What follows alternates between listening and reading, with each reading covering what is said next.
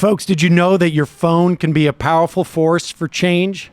With Credo Mobile, it can, because Credo donates $150,000 every month to groups like Friends of the Earth, the ACLU, and Planned Parenthood. Switch to Credo Mobile, the carrier that stands for women's rights, the environment, social justice, and so much more. Learn more at credo.com/majority. That's credo.com/majority. The Majority Report with Sam Seder. The destiny of America is always safer in the hands of the people than in the conference rooms of any elite. Sam Seder. They are unanimous in their hate for me, and I welcome their hatred. We must guard against the acquisition of unwarranted influence, whether sought or unsought, by the military-industrial complex. The Majority Report with Sam Seder. Ever get the feeling you've been cheated?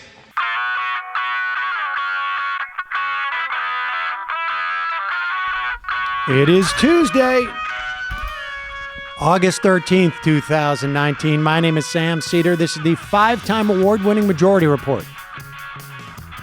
We are broadcasting live steps from the industrially ravaged Gowanus Canal in the heartland of America, downtown Brooklyn, USA. On the program today,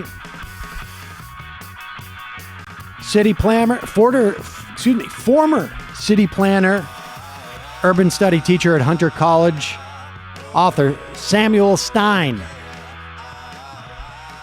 on capital city gentrification and the real estate state.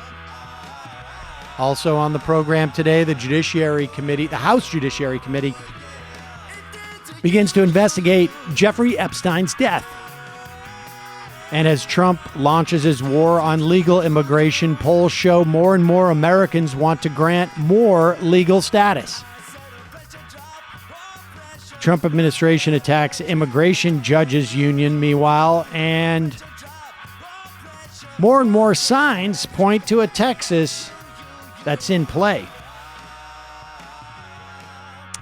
New report shows that half of the distributed 70 billion opioid pills were handled by only 15% of pharmacies. And congrats, America!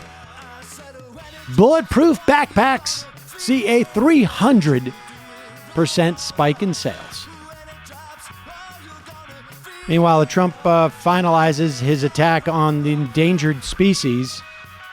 Hong Kong protests continue unabated. An Ohio man found with 25 guns, 10,000 rounds of ammo after making threats against the feds. Lastly, the Catholic Church and Boy Scouts about to be slammed with over 100 sexual abuse suits. All this and more on today's program. Ladies and gentlemen, welcome to the show. It is Tuesday. Brendan is back with us. Jamie, of course, is here. Matt is, of course, here. And Michael continues his vacation unabated. Hello. We shall see. I mean, supposedly, he'll be back tonight with Brianna Joy Gray. Right. And wow, that's super Elaine convenient. Yu, so I would put the chances of him being at home right now, lying in bed, pretty high. He's gonna or just hanging out. He's gonna accidentally do his own live stream from his couch. Yes, he's probably right now like, oh, wait a second, I can get more Patreon content. If he comes back chilled out, then that's super fine. I've done some research. I got someone to, for free, look at an analysis of what my Patreon content plays the best, and it's actually at 12 noon, so I've got to do a live stream. Anyways. Competition would start kicking in.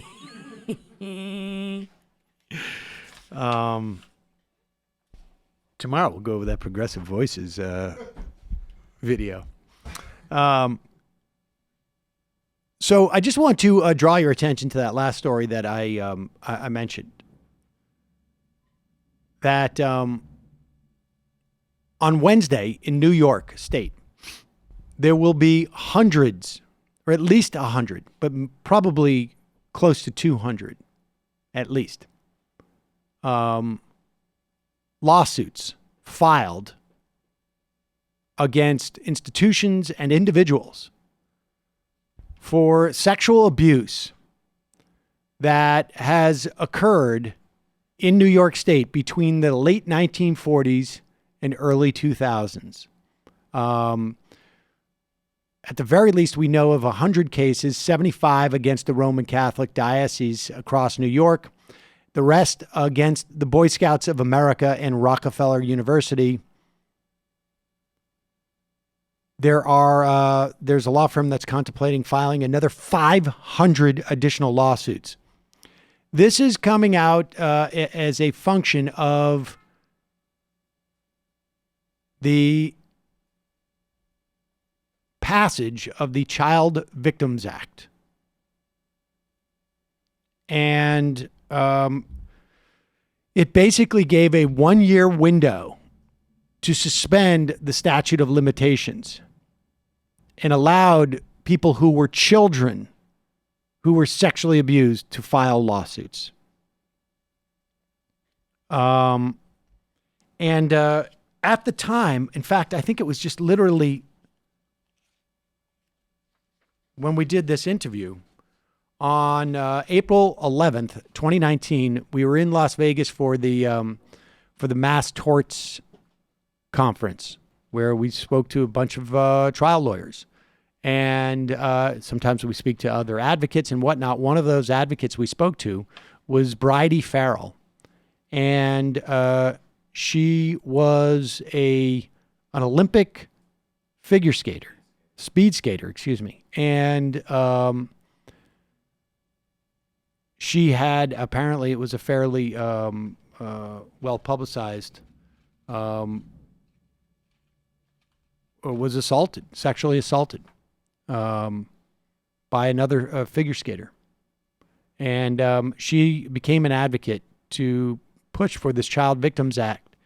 When we sat down for the interview, and you can find this on YouTube, it's Sam live from Las Vegas, day one, MR live 4/11/19, I think, if you'd have to search for it. And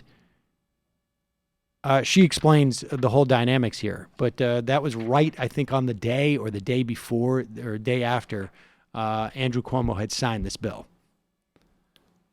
And so check that out, just a follow-up. And the implications of these legislation, stuff makes a huge difference. Makes a huge difference. This type of legislation, the type of activism that brings this stuff about. She's been working on this for, I don't know, maybe a decade. This specific piece of legislation, and now you're going to have over 500 people, maybe more, who are going to, and in many instances, it may be about trying to recover money. In other instances, it may just be about trying to get some type of closure and hold people who have raped people, who have sexually assaulted people, hold them to account. And this concept of opening up the courtroom, in this instance, it was about statute of limitations that would have been unfairly limited. Not only with the statute of limitations, there was a 1-year moratorium, but it also expanded from, like, if you were assaulted under the age, I think, of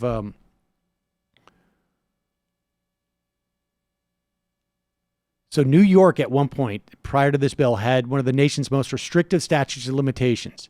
Survivors in the state had only till the age of 23 to file civil lawsuits. The average age that victims disclose their abuse is 52 from when they happen as children.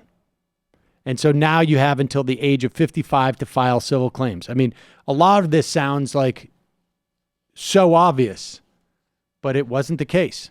And part of the reason was, frankly, the power, I think, of the church to limit this.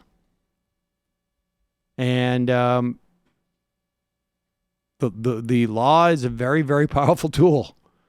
And one of the interviews that we have actually over the course of our vacation is about the law basically creating the market. But you see it in the case of every aspect of our society.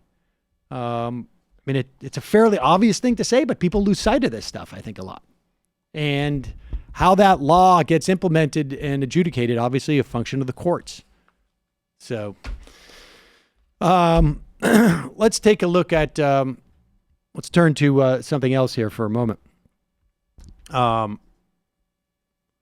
This is one of those stories that is, this story is doing so much work for Fox and Friends.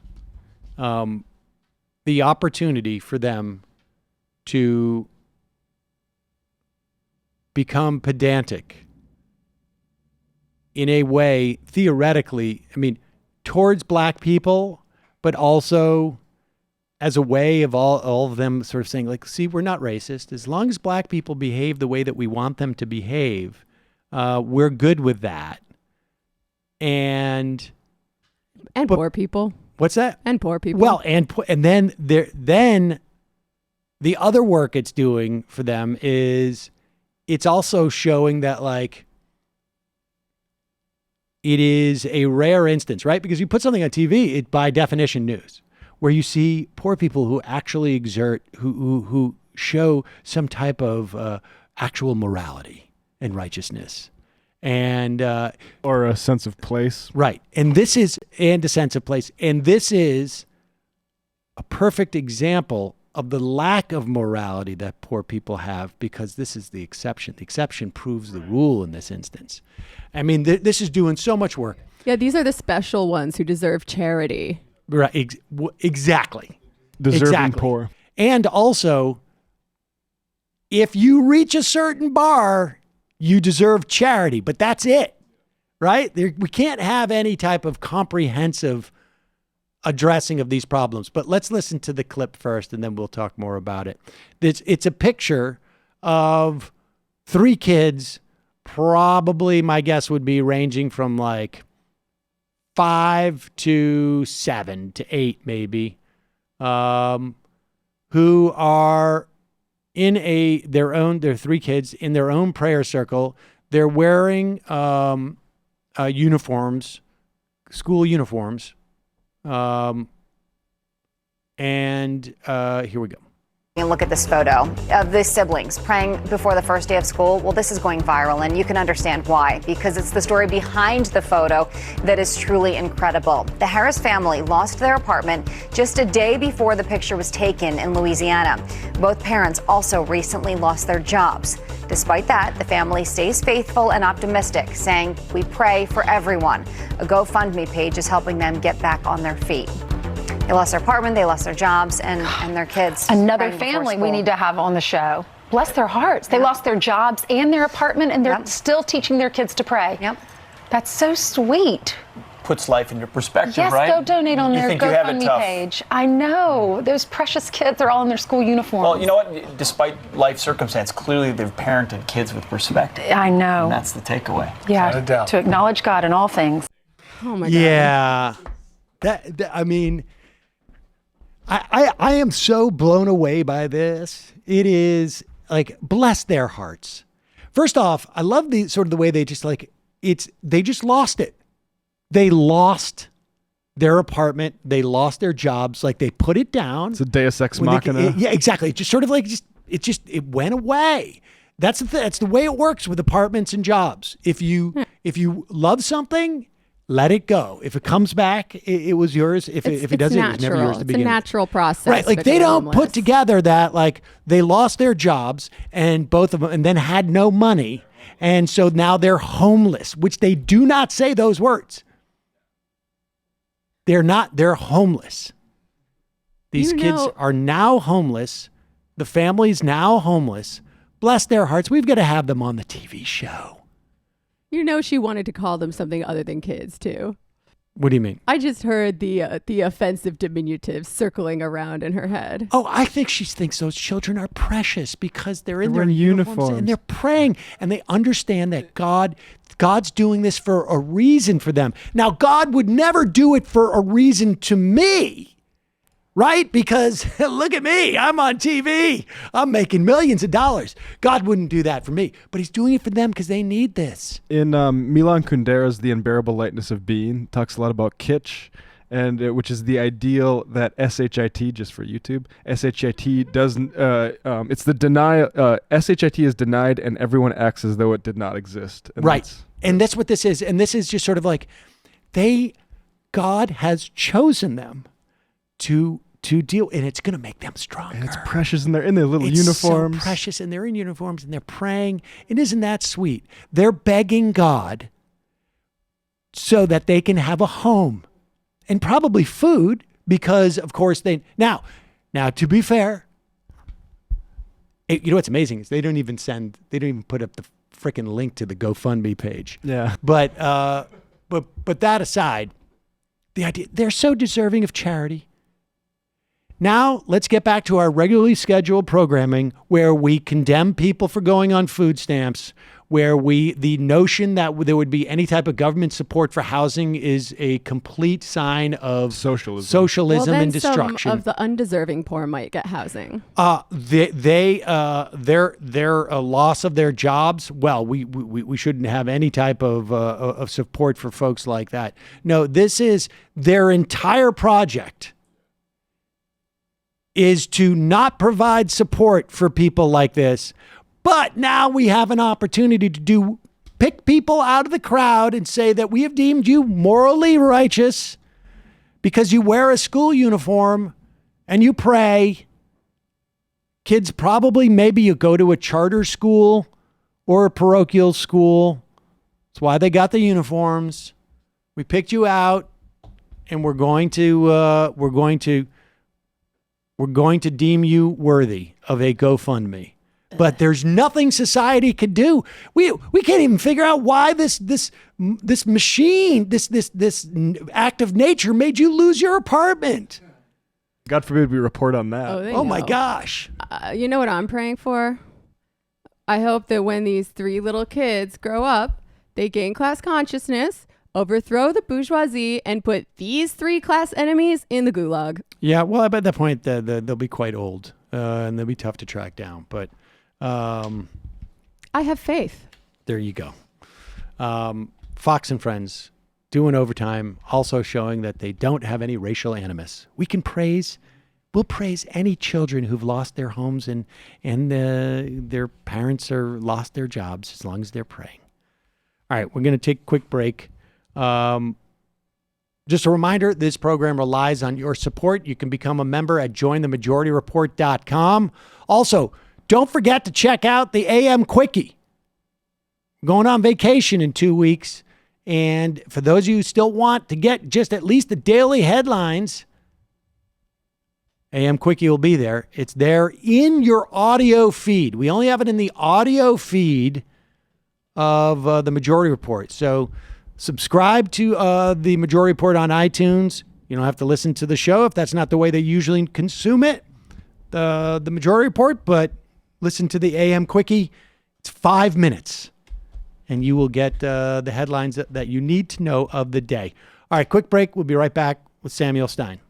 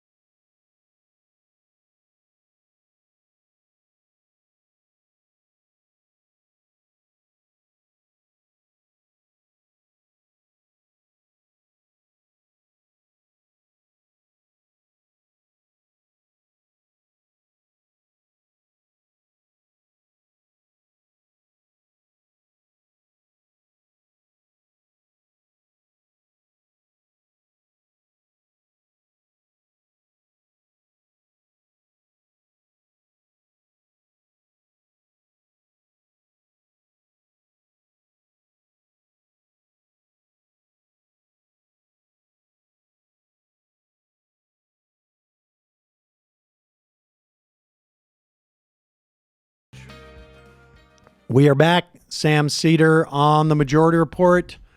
On the phone, it's a pleasure to welcome to the program PhD candidate at the CUNY Graduate Center in Geography, a planning activist and author of the book Capital City, Gentrification, and the Real Estate State. Welcome to the program, Samuel Stein.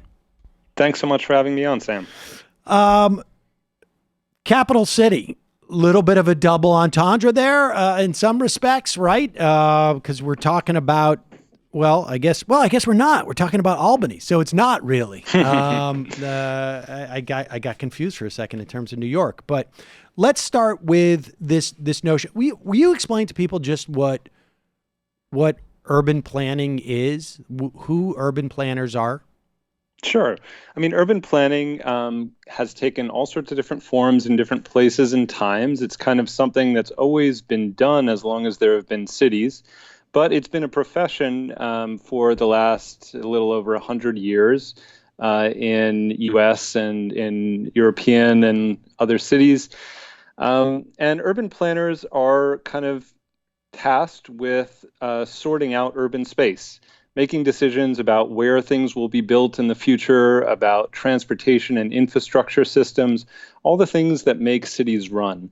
And sometimes it's described in these kind of apolitical, technocratic terms where it's all about finding the best solution for everybody and making everything just simply more efficient. But the truth is it's always political because any decision that urban planners make is going to benefit one group of people more than others, or sometimes at the expense of others.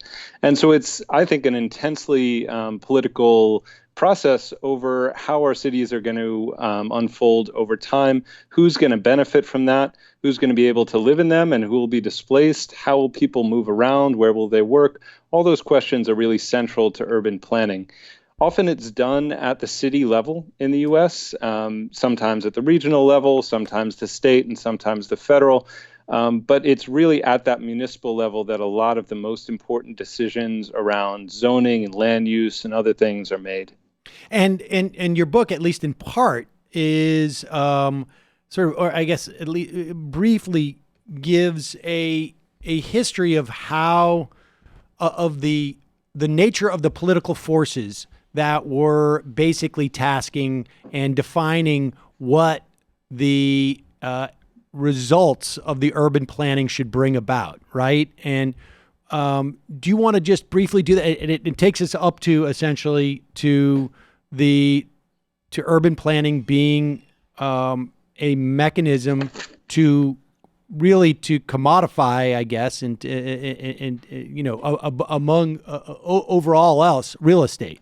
But why don't you give some examples, just like maybe even the Napoleon example, I think of, just so that people can get a notion, and then we'll take it through the manufacturing, so people get a notion of what were the incentives behind the political decisions that were basically provided the instructions to the urban planners. Right. The Napoleon example that you mentioned is a famous one in urban history. Baron Haussmann was given really free rein to remake the city of Paris after a series of urban rebellions. And so that remaking took many forms, and it's very clearly visible in the city today. These wide boulevards that connect up in radial patterns, a kind of flat street wall where all the buildings match up with each other and have a not uniform but complementary design. All that stuff was planned. It didn't just happen as a result of the free market deciding that that's how it should be. But it wasn't just about making, beautiful sight lines and architecture. It was also about defending property rights and defending the regime after this working class uprising had really threatened the power. And so one of the reasons why those avenues is so wide is that it's really hard to build up a barricade that will block it off and let people take control of it. And it's really easy to drive a military straight through it. So these decisions are not just about aesthetics. They're not just about efficiency. They're really about who rules and how. There's this question that I think we don't ask enough, but is really valuable, which is why exactly do we need urban planning in capitalist cities?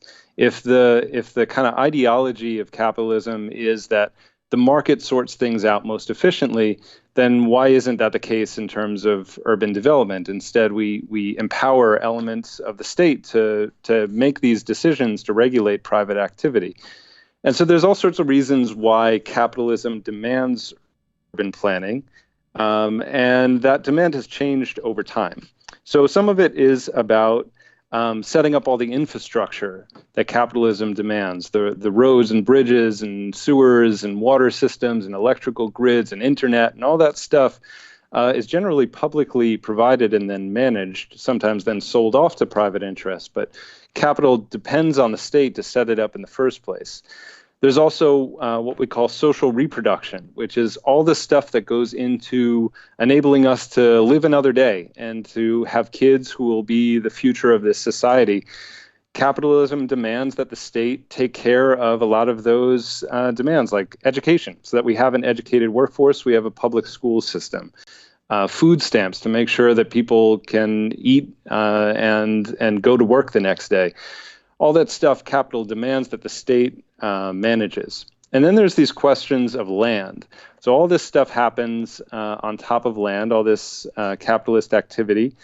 And they look to the state to kind of manage how it's all going to go and to rationalize it between competing interests.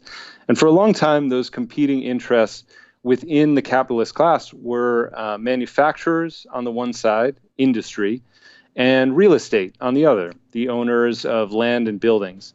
And they both needed infrastructure, they both needed an educated workforce, but they had somewhat separate demands when it came to the particularities.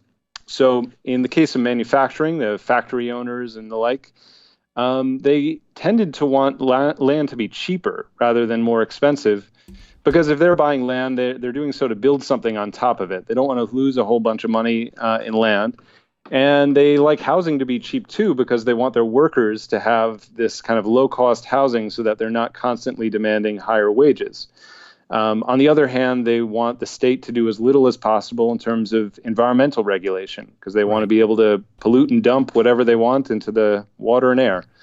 Real estate. I give you the Gowanus Canal, as it were. Yes. Right outside your studio, if I'm not mistaken. Well, it's not too far. Steps. You can smell it. It's on a good day.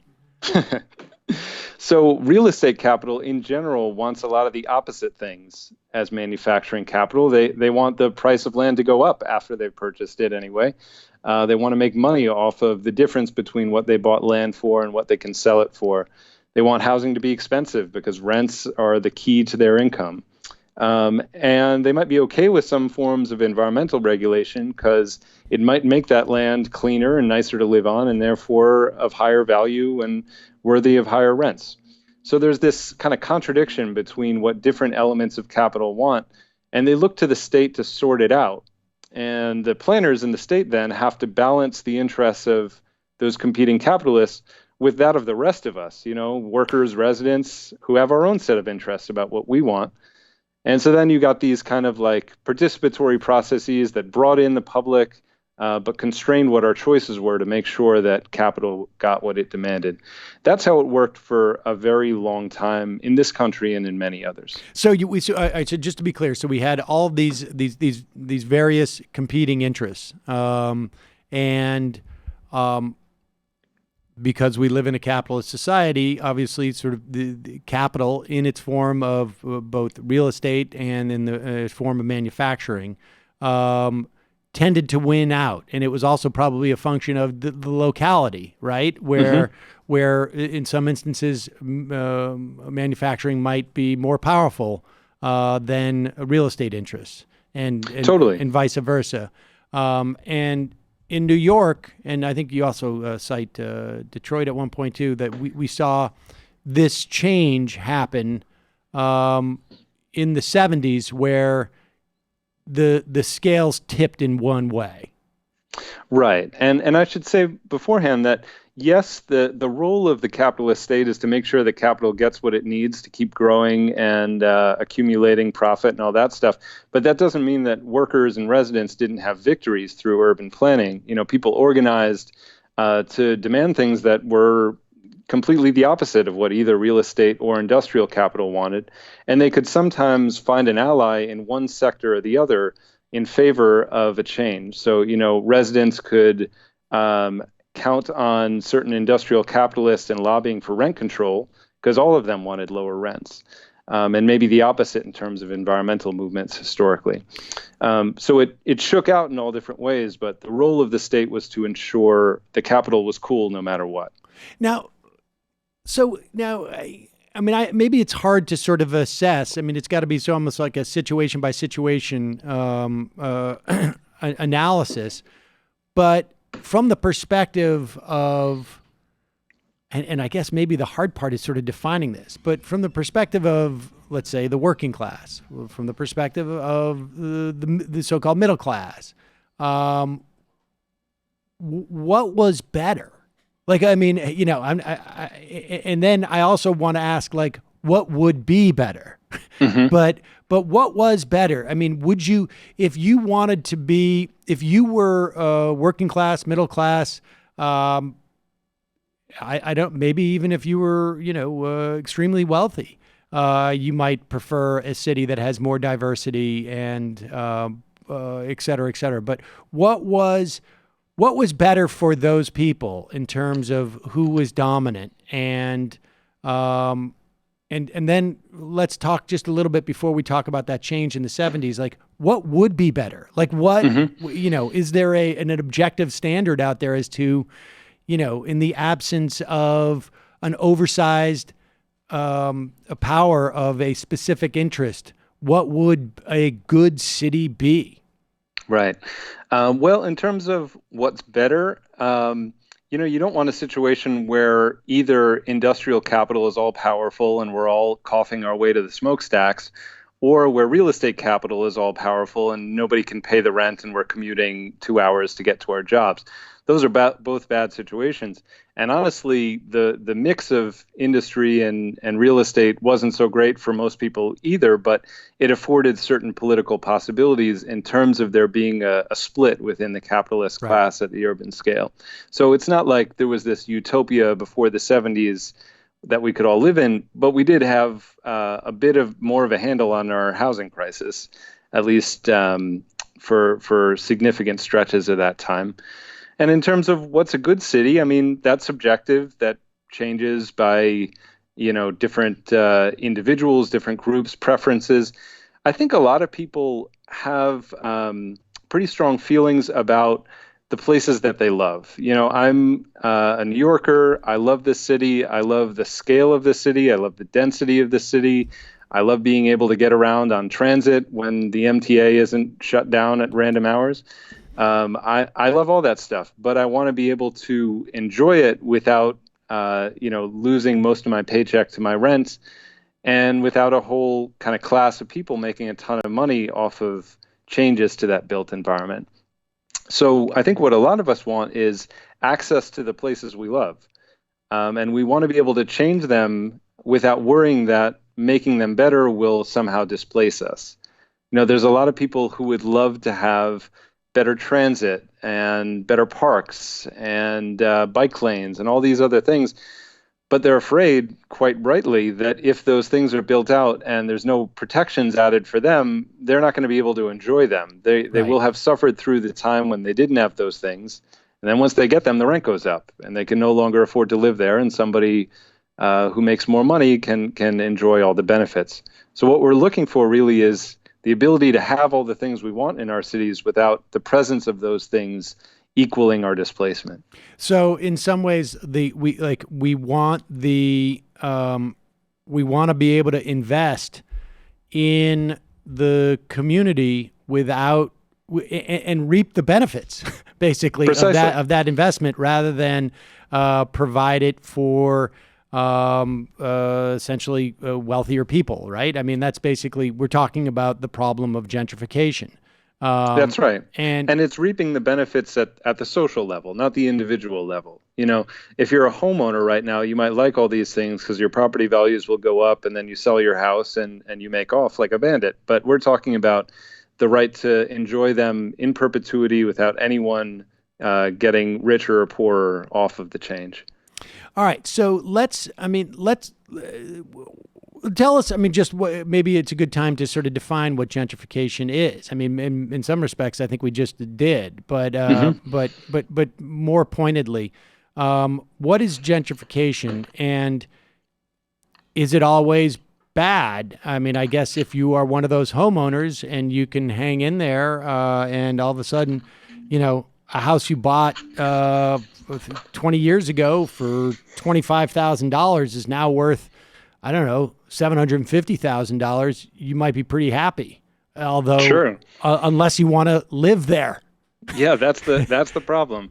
If you want to live there and your wages aren't going up, but your home value assessment is, then the taxes that you pay on that home are going to go up tremendously, and you might not be able to afford it. And we've seen people fall into foreclosure precisely because their investment became more valuable and they couldn't keep up with it.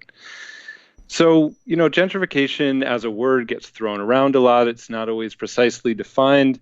Part of that is the fault of whoever is imprecisely defining it, and part of it is that it's a kind of evolving and mutating force that has meant different things at different times and places. The definition that I give in my book is that gentrification is the process by which capital is reinvested in urban neighborhoods, and poorer residents and their cultural products are displaced and replaced by richer people and their preferred aesthetics and amenities. So it's a process of reinvestment in space. And I also say that it's the third step in a very long process. And the first step is investment in a place, which often happens many, many decades before gentrification. So a place is invested in, it's built up, all the infrastructure goes in, the beautiful apartments and buildings and homes are built up. Some of that investment is private investment, and some of it's city, social investment. Okay. Right. It's public investment in infrastructure and transit, and then private investment in buildings usually. So that investment happens. Then there's a period of disinvestment where capital kind of flows out of those places. And that can happen for all sorts of reasons. You have, the rise of the suburbs in the middle of the 20th century, pulling a lot of capital that would have been in cities and sending it to suburbs. You have redlining and other federal policies which codified racist real estate practice into U.S. policy and made it so that a lot of central city neighborhoods that had African American and immigrant populations would have a harder time getting loans. In some places, it was impossible to get loans. And so the built environment crumbles. And so those are spaces of disinvestment. Gentrification, then, is the return of capital to those places. So it's the third step. After investment and then disinvestment, you have a reinvestment in these places. But it does so in a predatory sort of way that doesn't benefit those who stuck it out during that period of disinvestment, but instead tends to displace them to other disinvested areas. In some ways, it's sort of like a slow-moving disaster capitalism model, right? You come in, you see everything is now depleted, and you come in, you get everything 25 cents on the dollar, essentially. Mm-hmm. And then it gets built up, and then people get displaced, and then rinse, repeat, right? I mean, exactly. It's a process that kind of seesaws, where capital moves out of some place and goes into another, and then poor people move from one place back to that other place. And it's not like, switching back A, B. It happens in multiple places all over the world, but it's this mode of uneven development where nothing is ever stable. And it's very hard to settle and have roots and know that you'll be able to stay in this place that you're building up through your own your work.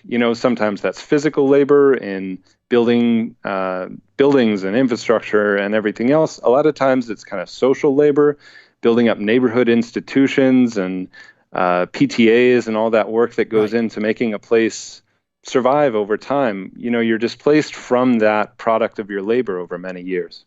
So let's get back to this story of what happened in the 70s as manufacturing basically leaves New York and Detroit. And I guess I got Detroit on my mind just because I interviewed, and we're going to play this interview in a week or two about the car business, essentially the U.S. car industry, and how they made some decisions based upon their relationship with labor that basically took all disinvested from Detroit, essentially, and in that area. But this happened in New York. Why did the manufacturing leave New York? Well, there's a lot of reasons. There's kind of push and pull factors from different places. So a lot of manufacturers, industrial capitalists are looking for somewhere else to move to that has cheaper labor and cheaper land. So New York has been for a very long time a union town, and it's also quite an expensive place to operate. And so first the immediate suburbs, then the U.S. South, then the global South become places that industrial capital can move to and take advantage of lax labor laws, lax environmental standards, and cheaper land costs. But it wasn't just the industrialists making this decision on their own. There was a lot of pushing out that was happening as well, rezoning industrial areas to be mixed use. And when you make that change, sure, an industrial operator can still be there, but you can get a lot more money off of changing that to a residential or commercial use than you can out of an industrial use if you're the owner of that land. What drove that? What drove that rezoning? So some of it is an ideological commitment to commercial and residential uses being better than industrial. That industrial was the past and offices and luxury housing was the future. Some of it was wealthy landowners who would basically get experts to tell the city planners that the right thing to do would be to make that change. And then you have this kind of technical language about progress, masking the interests of whoever owned the land. The Rockefellers, for example, were notorious for this sort of thing. So even though it had such a kind of massive impact on the city, we lost something like 500,000 industrial jobs between 1950 and 1990. This was something that city planners embraced as part of the progress of the city. Interesting. And then, of course, it creates this, well, it's not even creating a vacuum, right? I mean, it's immediately filled by real estate interests, and they become the dominant force. And this is really almost like the financialization of real estate, right? I mean, it mirrors the sort of the financialization that happens across the country in all sectors. Yeah, definitely. I mean, I do think a vacuum is a good metaphor for it. So industrial capital is pushed out. And then there's this political vacuum where real estate capital can now be the main branch of powerful interests that are making demands on the city planners. We talked before about the internal conflict between industrialists, manufacturers, and real estate landlords and developers. Well, now that contradiction has been resolved in favor of the landlords and developers who can make claims on the state, who can make demands on the state to raise land and property values, to raise or to enable raising rents by getting rid of rent control, cutting back on public housing, etc. And so real estate fills that political vacuum, as well as the economic vacuum. We see more and more of our economy organized around finance, insurance, and real estate. And then there's a spatial vacuum also where that industry used to be gets converted into spaces that are intensive for real estate purposes, like turning old manufacturing buildings into luxury housing, lofts, etc., or turning our ports into high-end commercial office space and all those kinds of changes that get sold to us as the public as renovating those spaces. And that's basically where we're at now, right? I mean, the where, at least in the context of New York City, where everything has just been the real estate is so financialized now that it's almost like for a certain part of it's like almost like a bank. What do you call it? Safe deposit box, right? Like these are just become. This is just literally where people park their money, and almost literally. We are a couple blocks away from what I understand is going to be the tallest building in Brooklyn. I heard some rumors about it being 100 stories. I don't know if it's actually going to be 100 stories. It's going to be one apartment. This is what I understand. I may be wrong about this. One apartment per floor. Wow. That is going to cost something like, I don't know, $5 to $10 million per apartment. And it's on Flatbush Avenue across from the health department and next to Junior's.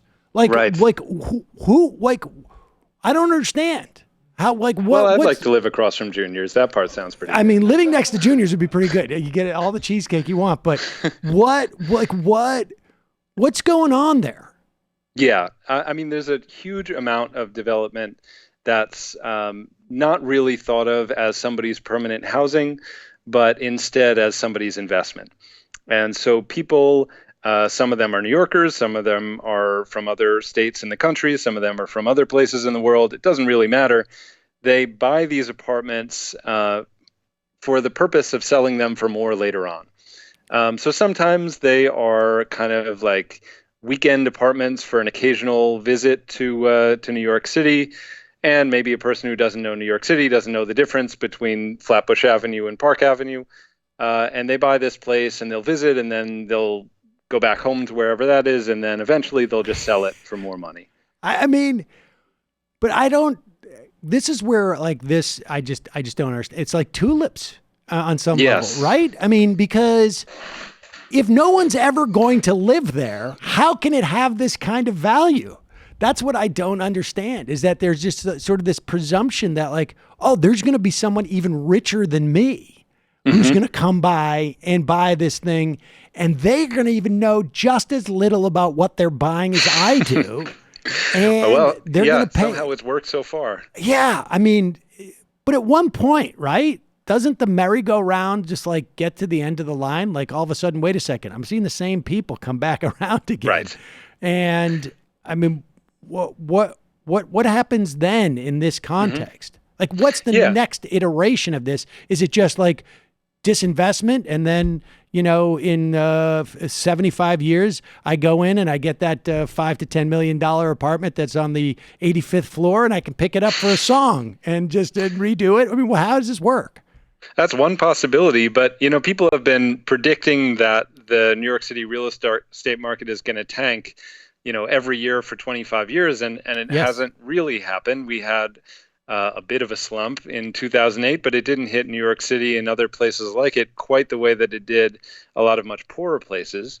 And even within New York City, it was, southeastern Queens that got hit really hard by the foreclosure crisis, and not, downtown Brooklyn. I specifically remember looking at a heat map of foreclosures, and there was, as far as I could tell, not one on the island of Manhattan. And that in part was because you have these condo and co-op associations that basically,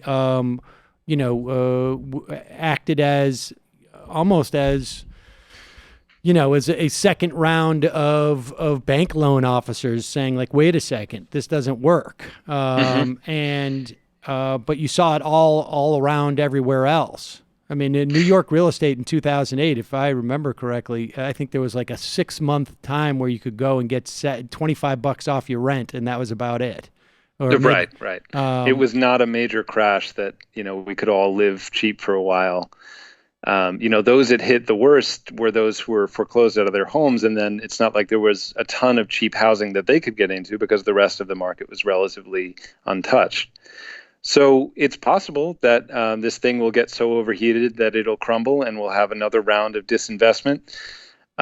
It's probably not going to happen on its own. So, I mean, I think we need to have political intervention to cool these overly hot markets, because it doesn't trickle down to the rest of us. It doesn't benefit everybody. If those new luxury construction is only going to be as this vertical safe deposit model, then that's not going to have any social benefit for everybody else. And yet, as you're suggesting, it's all premised on the social value that the rest of us create by making these neighborhoods fun places to visit every so often on a weekend, or places that are worthy of investment. So we keep doing, the work to keep up the city, and yet a relatively small number of people is buying up a lot of the new construction. So it's not a sustainable model at all. Okay, so how do you make that? How do you create that dynamic where the people who live in a community enhance the school to a certain extent, but also create a small market, maybe clean up the park, or they're creating a demand for a movie theater or whatever it is, a grocery store. How do you ensure that gentrification doesn't happen? Mm-hmm. Or can you? Yeah, I think you can. I think the first step is recognizing that we have a problem, that the system as it is set up right now will produce more gentrification. And so simply kind of feeding the beast to hope that we can take some benefit from it is not going to keep working. And a lot of our current policies and plans are fed on the idea that we're going to make the real estate market even stronger, and then we're going to concede some benefit back from that. We're going to build up those luxury apartments in poor neighborhoods, but then a certain percentage of it will be affordable. And that has all sorts of problems. The affordable stuff isn't affordable to the people who really need housing. There's not enough of it.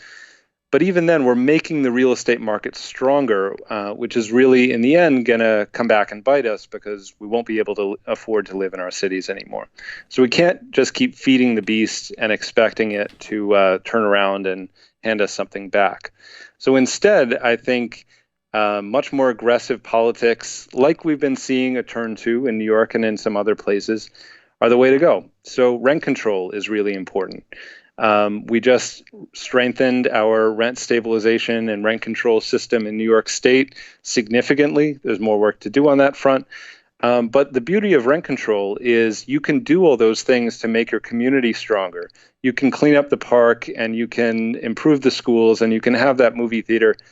And your landlord isn't able to just see that change around you and translate it into a rising rent. Right. They can only raise the rent based on a change to the property itself. And even that is constrained in terms of making sure that they don't do it for pure speculation. So rent control is essential. Rebuilding our public housing is crucial. We have public housing in New York City and in other places. It has a pretty awful history in terms of pulling money out of it and letting it fall apart in terms of segregation.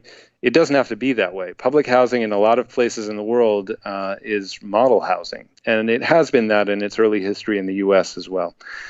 So reinvesting in public housing in a serious way and in climate-friendly housing. Taking more and more housing off of the private land market and putting it into non-speculative uses. So that could be public housing, but it could also be community land trusts and other forms like limited equity co-ops, places where you get the housing for what it actually costs, and then you're not allowed to sell it for anything more than you bought it for. Now, we should say we have examples of the of that as well in the city, right? I mean, there are. I mean, I'm aware of at least some co-ops where you can go in, you can buy, but you cannot sell for like a percentage greater than X, as it were. Yeah. And you need to you can only sell to people with an income limits of Y. Right. A lot of the time you can only sell to someone who is in the income bracket you were in when you bought it for. So it becomes an economic opportunity for someone like you when you bought it, even if since then you've gotten a raise and now you make more money. Yeah, those exist around New York City. They exist in a lot of places. There's a really wonderful book called Carving Out the Commons about the creation of those in Washington, D.C., and tenant movements to convert their rental properties into these kind of limited equity co-ops. So those models exist. Obviously, the real estate industry doesn't like it because they don't make any money off of it. But we need to turn housing into something other than this hyper-financialized commodity, or else no one's going to have a place to live in the long run.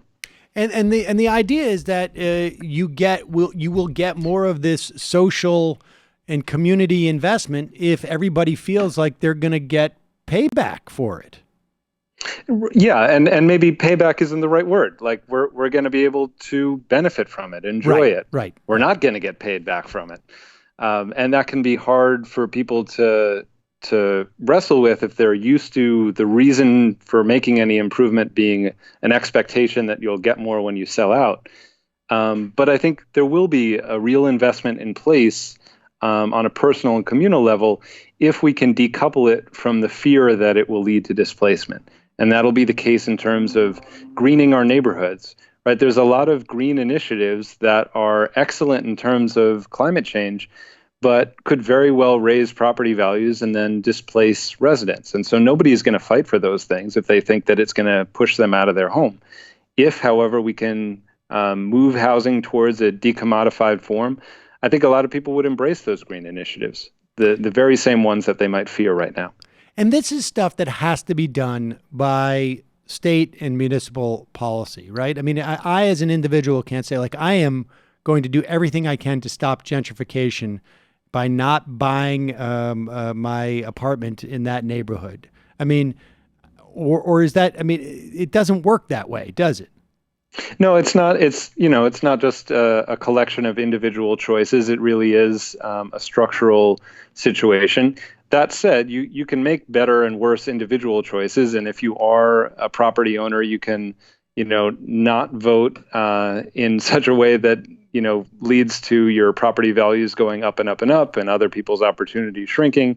There are personal decisions to be made, but ultimately we need state action. Right. And we need collective action. And I think the only way to get state action is via collective action. And most of the time that's going to look like a tenant movement which has been building up in this city and in this country and really around the world as housing becomes more and more of the global financial commodity du jour. I just before we finish, I got to just touch on you. One of the chapters in your book basically gives the multi-generational story. It's almost like a mafia story in the way. It's like the Godfather trilogy of the Trump family. I guess Trump's grandfather, Friedrich, was basically made his money by being a pimp. And I don't think you put it that way, but that's my turn.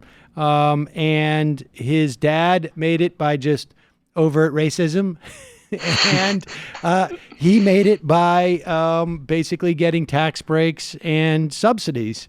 Essentially, Donald Trump, and we should say, and his dad, obviously being a guarantor on some of those early deals, helped. But why, aside from like the obvious that Donald Trump, why tell that story? Right. I mean, the obvious is important enough. We have a president who's a luxury real estate developer, and I'm trying to make the argument that real estate is this incredibly powerful force. Well, there's a good piece of evidence. But I also think that the family saga, that Friedrich, Fred, and Donald story that you told, is kind of emblematic of how people who make their money off of land have benefited from what urban planners and state actors have been up to for multiple generations. And so, Friedrich was a brothel developer, but he also was kind of capitalizing on the difference between land he could get before and after railroads were built.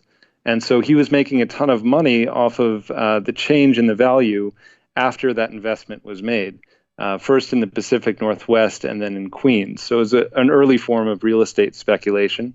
Then Fred is making money Now, when someone's engaging in that type of real estate speculation, they're bribing people, right?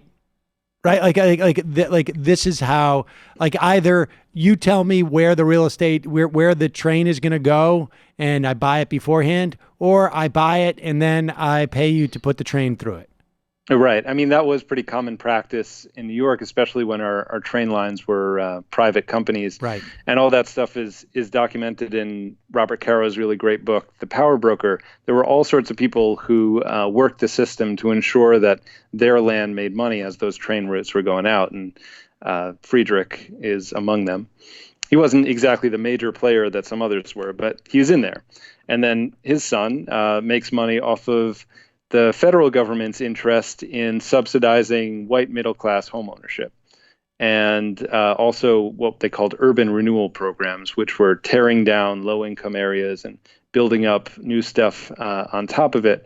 He was a really big player in that system in New York City. And then Donald gets in and is really like the model of a neoliberal developer. He's making money off of the fact that the city is interested in creating luxury spaces at a time when the city is getting poorer rather than richer. And he convinces them to give him tax breaks and rezonings and public land and all this stuff. And all he does in return is build up luxury crap. So that's the history of the Trump family in 3 generations, each one changing its business model to match state policy around land planning and development. Well, it's fascinating stuff. I would love to have you back on if you know anything about, how folks were displaced to cities like Beacon and Poughkeepsie and all the way up to Hudson on the Hudson River in New York State. And also, if you got anything on the situationist city planning that they did with, I don't know if you know anything about that, but they would let people roam on derives, and then they would create emotional sectors in the city of Paris. But maybe that's for a later date. But in the meantime, Samuel Stein, the book is Capital City, Gentrification in the Real Estate State. Thank you so much for your time today. Really appreciate it. Yeah, Sam, thanks for having me on the show.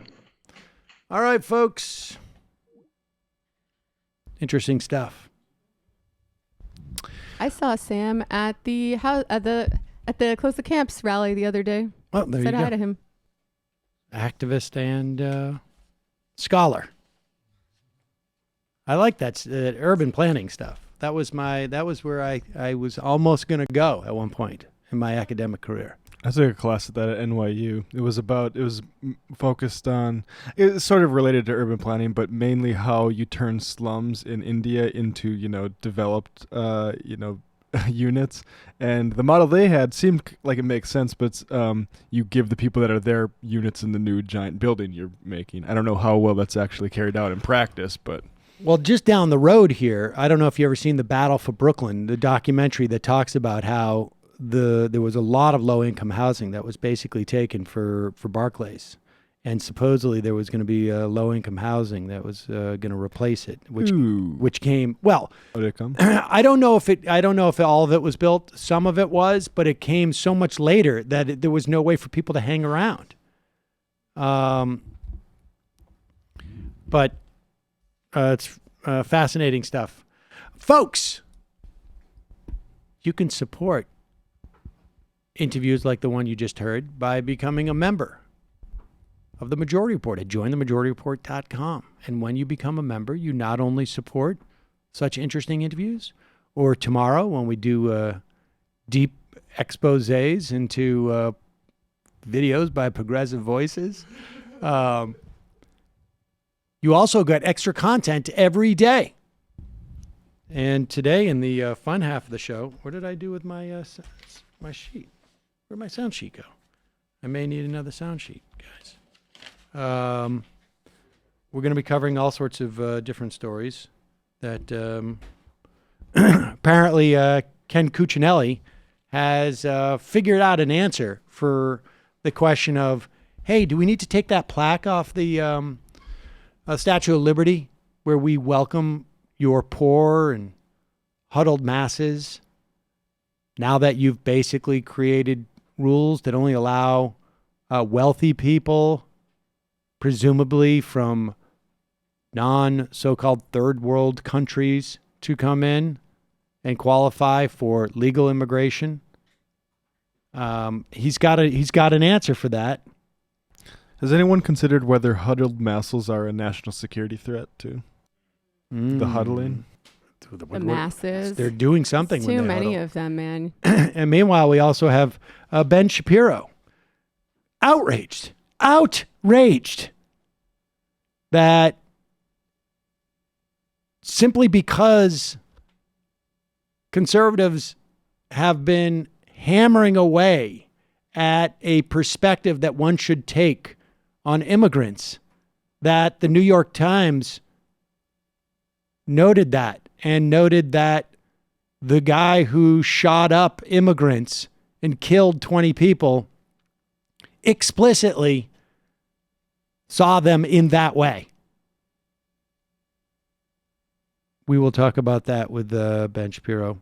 And also, Sonny Perdue said the quiet part loud in front of a bunch of farmers. He does not have the ability to shoot someone on Fifth Avenue and get support, apparently. That's only Donald Trump. We got that and more. So you can become a member and join us. Join themajorityreport.com. Also, justcoffee.coop. Fair trade coffee, tea, or chocolate. Use the coupon code MAJORITY. Get 10% off. And don't forget to listen to the AM Quickie. Jamie, the Antifada. Oh, yeah. This week on the Antifada, my brain is so scrambled right now. What did we even do? That's right. I have an episode coming out tomorrow featuring Simone Norman. You may know her from that hilarious video that was going around where she was saying different things that are praxis according to mean girls who become public leftists and don't know anything.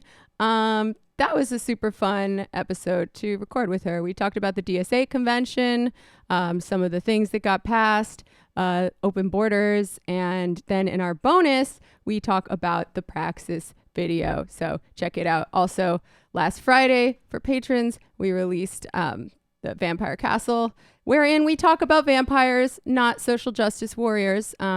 Me and Leslie Lee III from Struggle Session, we talked about the hilarious TV show What We Do in the Shadows. So check it out.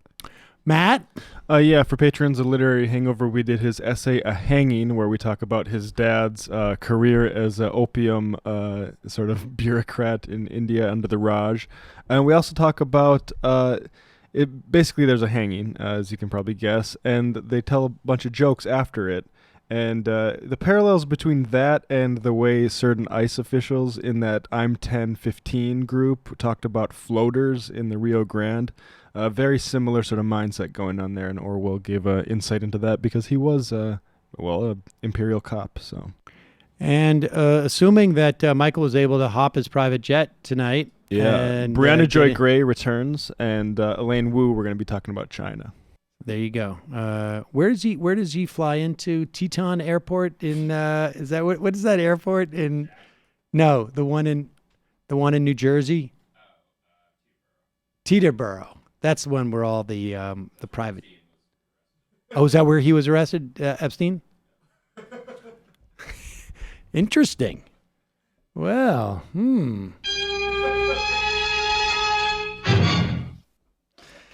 I don't think Michael's absence is related to Epstein's suicide over the weekend. I'll just say that. I'll say that on the record.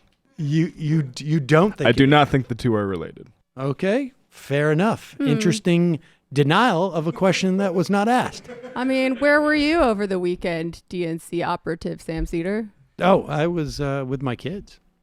All right, quick break. Heading to the fun half.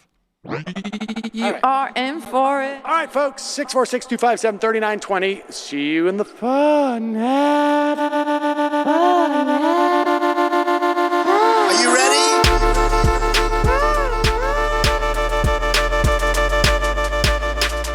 Who sent us this? Alpha males are back. Boy is back. And the alpha males are back. Just as delicious as you could imagine. The alpha males are back. Boy is back. And the alpha males are back. Just wanna degrade the white man. Alpha males are back. I take all of it in my throat. Alpha males are back. Almost has what? The alpha males are back. back. You're a madman. And the alpha males are back, back, back. I am a total cunt. Can we bring back DJ Dannerky's song, please? Yeah, or a couple of them. Just put them in rotation.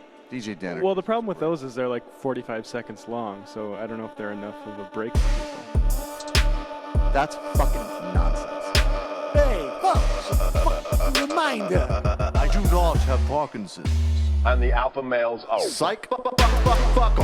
Fuck them. Almost says what? Almost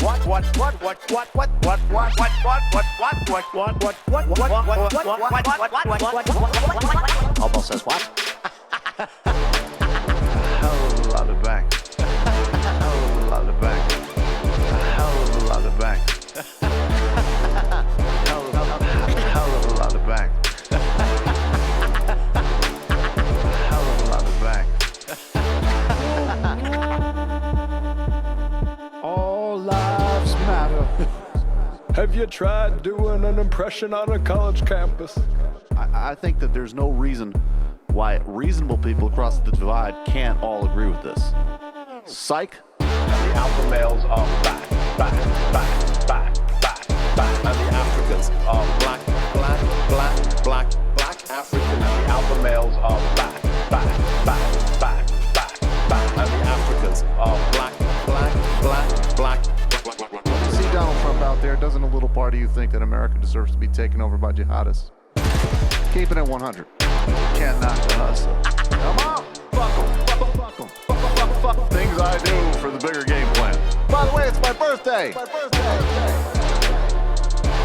Happy birthday to me, Jew boy! I have a thought experiment for you. And the alpha males are back, back. Africans are black, black. Alpha males are back, back. Africans are black, black. Come on! Come on! Come on! Someone needs to pay the price for blasphemy around here. I am a total pussy. Pussy, pussy, pussy, pussy, pussy, pussy. Did you know your phone can be a powerful force for change? With Credo Mobile, it can, because Credo donates $150,000 every month to groups like Friends of the Earth, the ACLU, and Planned Parenthood. Switch to Credo Mobile, the carrier that stands for women's rights, the environment, social justice, and so much more. Learn more at credo.com/majority. That's Credo, CREDO.com/majority. All right, folks. Welcome to the fun half of the program. Let's go right to the phones, if you don't mind. Calling from, let's see, who do we got up here? 210. Who's this? Where are you calling from? Good afternoon, Sam. It's John from San Antonio. John from San Antonio. How are you, sir? I'm good. Good. I'm not above promoting cherry pick polls for Bernie. And this morning I got a sweet delivery in the form of a 6-point lead for Bernie over Biden in New Hampshire, with Bernie receiving 21%, Biden at only 15%, and Warren at 12%. So Bernie's whose poll is this? Is this like Boston Globe or something? Yeah, it's Gravis Marketing. Yeah, it's the biggest lead he's had since early April, before Biden officially entered the race. The sample size is incredibly small, and the pollster Gravis Marketing doesn't have the best reputation, but they did have the best results in the Nevada Democratic primary in 2006, where they were only off by 0.7%. So it's good to see you promoting progressive candidates on Ring of Fire. The first interview with Shahid Buttar was excellent, and I'm glad to hear you'll be interviewing more progressive candidates working to create change for working class and middle class voters and their families. You also had a suburb interview with David Dayen on Ring of Fire, where he talked about how hospitals could obstruct barriers to Medicare for All system. Did you notice, John, that what I did there is I learned from David Dayen about that dynamic, and then I brought it into the interview I did yesterday with Tim Faust. Exactly. That was my next sentence here. Oh, well, there you go. So when you ask him about that situation, situation, We're like one of those couples.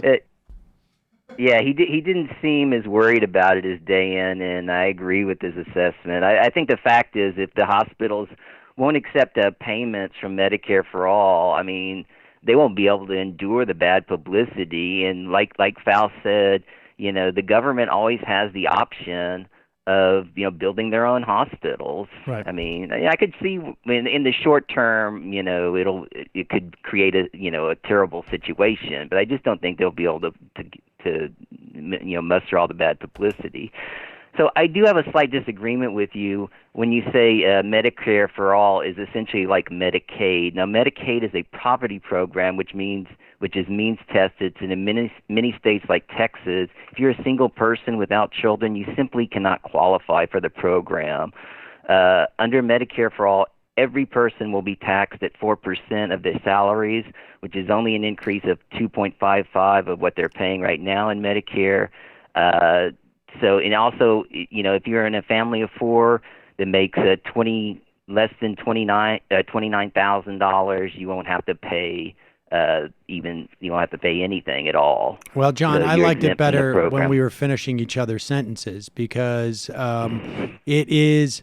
My point was it's more of like a Medicaid for all rather than a Medicare for all, only because Medicaid is actually provides more benefits, does not require a copay like Medicare does. And the Medicare for All bill, it's a rather sort of pedantic and technical point, but, I'm allowed to have those times where I do that. But Medicaid provides more and has no cost at the point of service. Whereas Medicare has copays. Medicare has premiums, and in the Medicare for All bill, you will not have copays and you will not have premiums. So, cut me a little slack. Yeah, I mean, John. Well, yeah, I mean, there are just some differences, and the main thing is that the main thing is that everybody's paying into it. I mean, and that the rates I think are pretty reasonable compared to other countries in People Europe are going to save and other money. plans. People are going to save money. Definitely. I mean, Absolutely. There's no question about it. It's just no question. And this concept where there's something unique about paying money in the form of taxes as opposed to paying money in the form of insurance, health insurance, is a silly concept. I mean, it's silly. It's basically, it is an ideological construct because at the end of the day, to the extent that people don't like paying taxes, but they like paying for, for health insurance. I mean, I don't know that there are people who have that distinction, but there's this sort of ongoing attempt to make it that way. It's almost like the same thing we hear there's a parallel when you hear this in terms of things like of a minimum wage.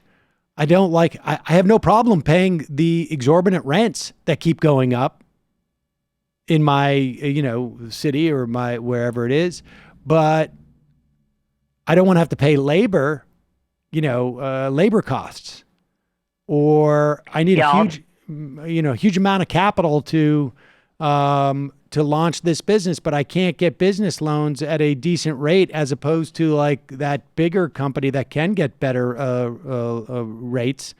But I don't want to pay my, labor. I mean, it's the same thing. So, but John, you were there first, at least in this little corner of the universe, making the point 5 or 6 years ago, I think it was, that we need to talk about the taxes so that people understand this dynamic.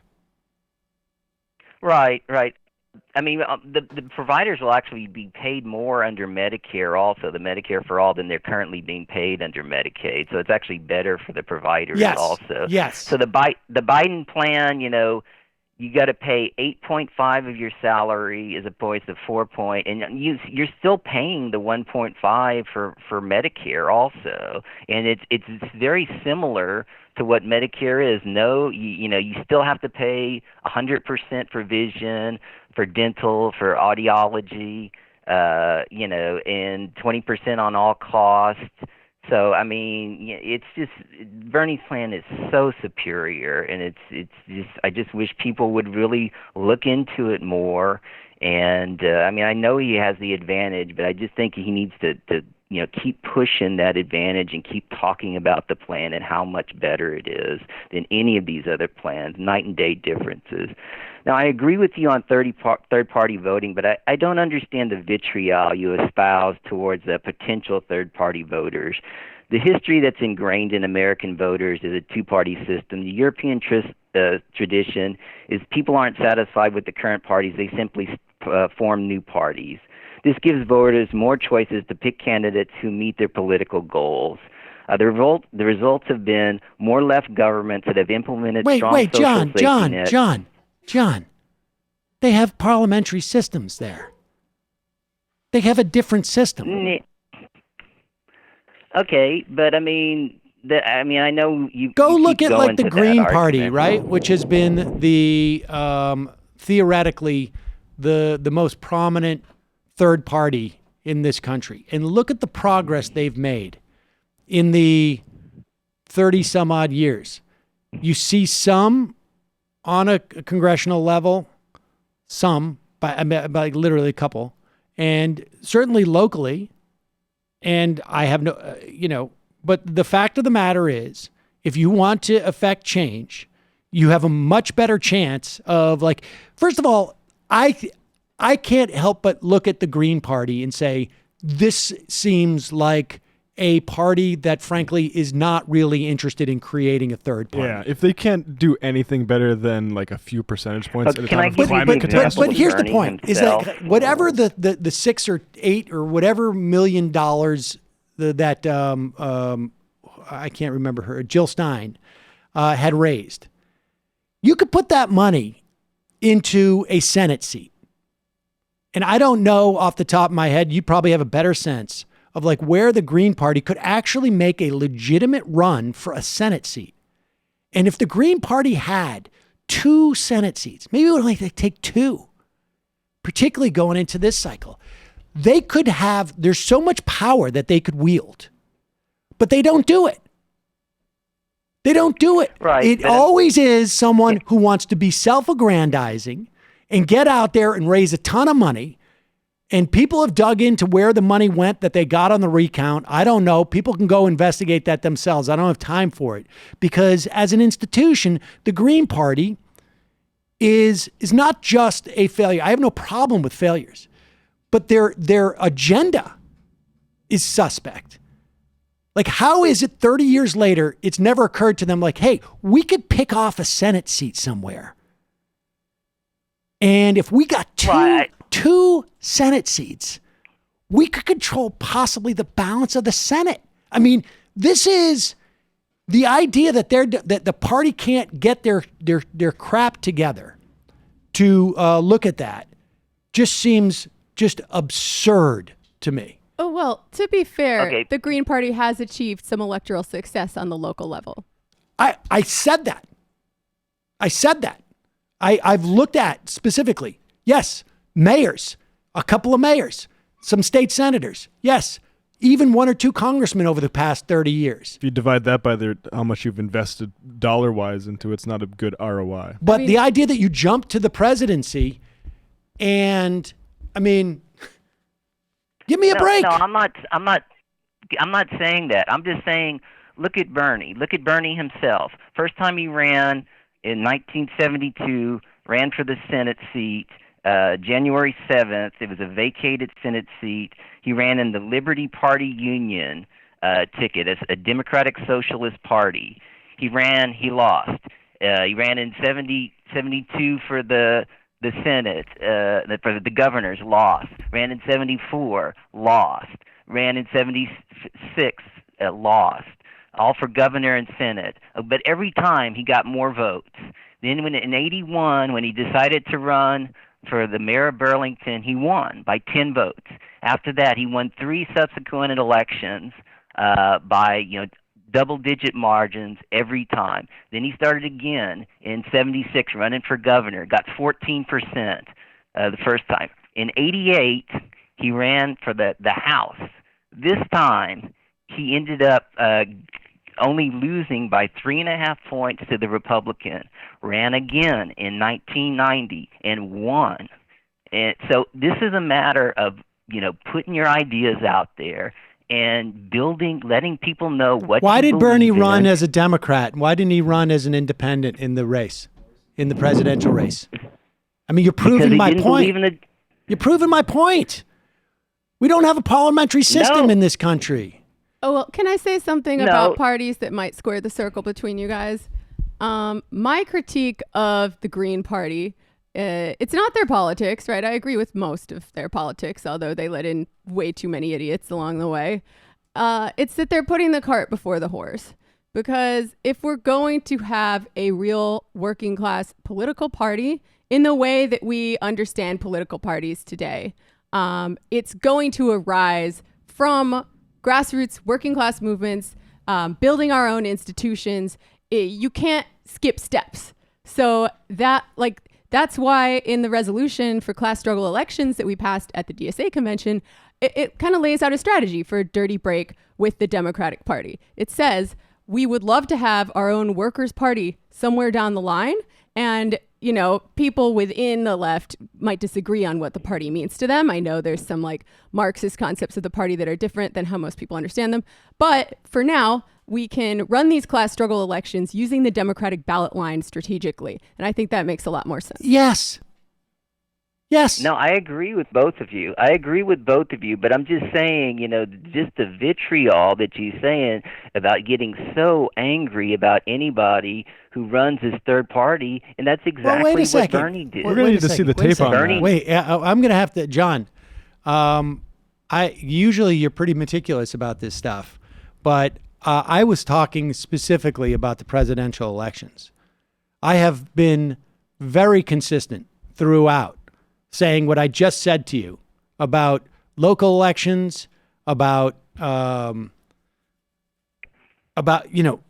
even federal elections that are statewide.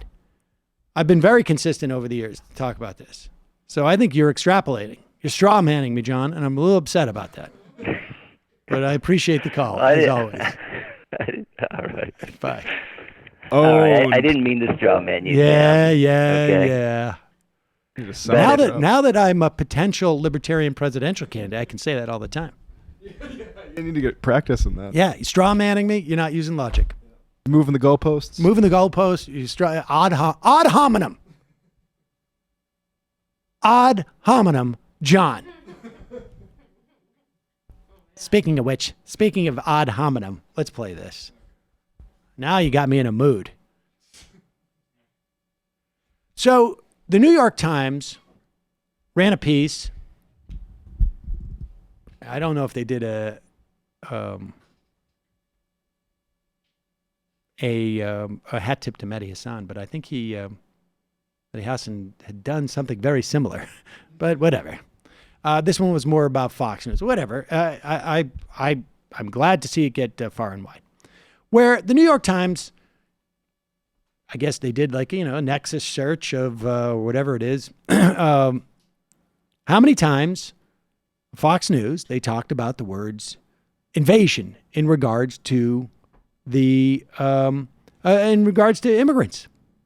And I mean, it was so obvious that we did this, 6 months ago, 12 months ago. I don't know. We could find the tapes where we talked about at one point, some marginal element in society is going to say, hey, wait a second, invasion. What do you do when there's an invasion? You pick up arms and you fight the invaders. Some dude out there is going to think it's, Wolverine's time. What was that movie? They remade it. I can't remember what it's called. Red Dawn. They're coming. We gotta repel. We're gonna be we gotta take it from the inside. And look, if words didn't have any influence, or people didn't think they had any influence at all, even marginal, then why would we be doing this? Or why would Ben Shapiro sit there in front of a microphone and a computer and stare down at his keys as he talks. Again, I don't like the language of invasion, and I don't believe I've used it. If I had, I'm sorry I did, because I don't think that it is correct, but I'm fairly certain I never did, because I never considered it a quote-unquote invasion when illegal immigrants cross our southern border. But, and I certainly don't believe in the idea of quote-unquote racial replacement, because I literally do not care about the races of people who live in America. I care about their ideas and their ideology. Pause it for 1 second. He's also got a problem with Jews who are not real Jews, as far as I can tell. He obviously doesn't care, too, that that type of ideology is one that is actually embraced by those replacement folks that talk about that. I'm glad that he feels bad that if he used the word invasion, he didn't mean it because, but listen to why he said that. Because I don't think it is an invasion. I just point out he did use it about Palestinians before. So. Oh, okay. Well, Palestinians, that's all right, because they're subhuman. But the point is, why doesn't he use that word, invasion? Because that's not what an invasion is. What an invasion is something where you have hostile forces coming into your country or to your place or your domicile, wherever it is, and you must repel them. So he has now provided us with the predicate. But the New York Times decides that because there is language that sounds similar to stuff that Tucker Carlson has said, they are now going to attribute this shooter to Tucker. Quote, an extensive New York Times review of popular right-wing media platforms found hundreds of examples of language, ideas, and ideologies that overlapped with the mass killer's written statement, a shared vocabulary of intolerance that stokes fears centered on immigrants of color. Okay, again, this is a conspiracy theory. Pause it. There's no conspiracy theory whatsoever that he's just articulated. Wait a second. This is the guy who's supposed to be the intellectual pillar of the right? The cool kid's philosopher. First of all, they're not attributing it to that. He just read the summation of what that piece was. That there's a lot of language that he has already said he thinks is inappropriate. It's inaccurate. And he must have a reason why he thinks it's inaccurate, because we all know what invasion means. That overlaps. Now, presumably, all of these opinion people, these pontificators, like myself, we do this for a reason. We may be deluding ourselves. Maybe there's absolutely no impact that these words that we talk about, that we say, have on people. That we don't want people to adopt the same rhetoric and the concepts that we're trying to communicate with our words. Maybe we're just all here for the cash and the glory and the fame and the big cars and the jewelry and whatever it is. But there's a reason why he's sitting by that microphone and looking at his computer and talking into it.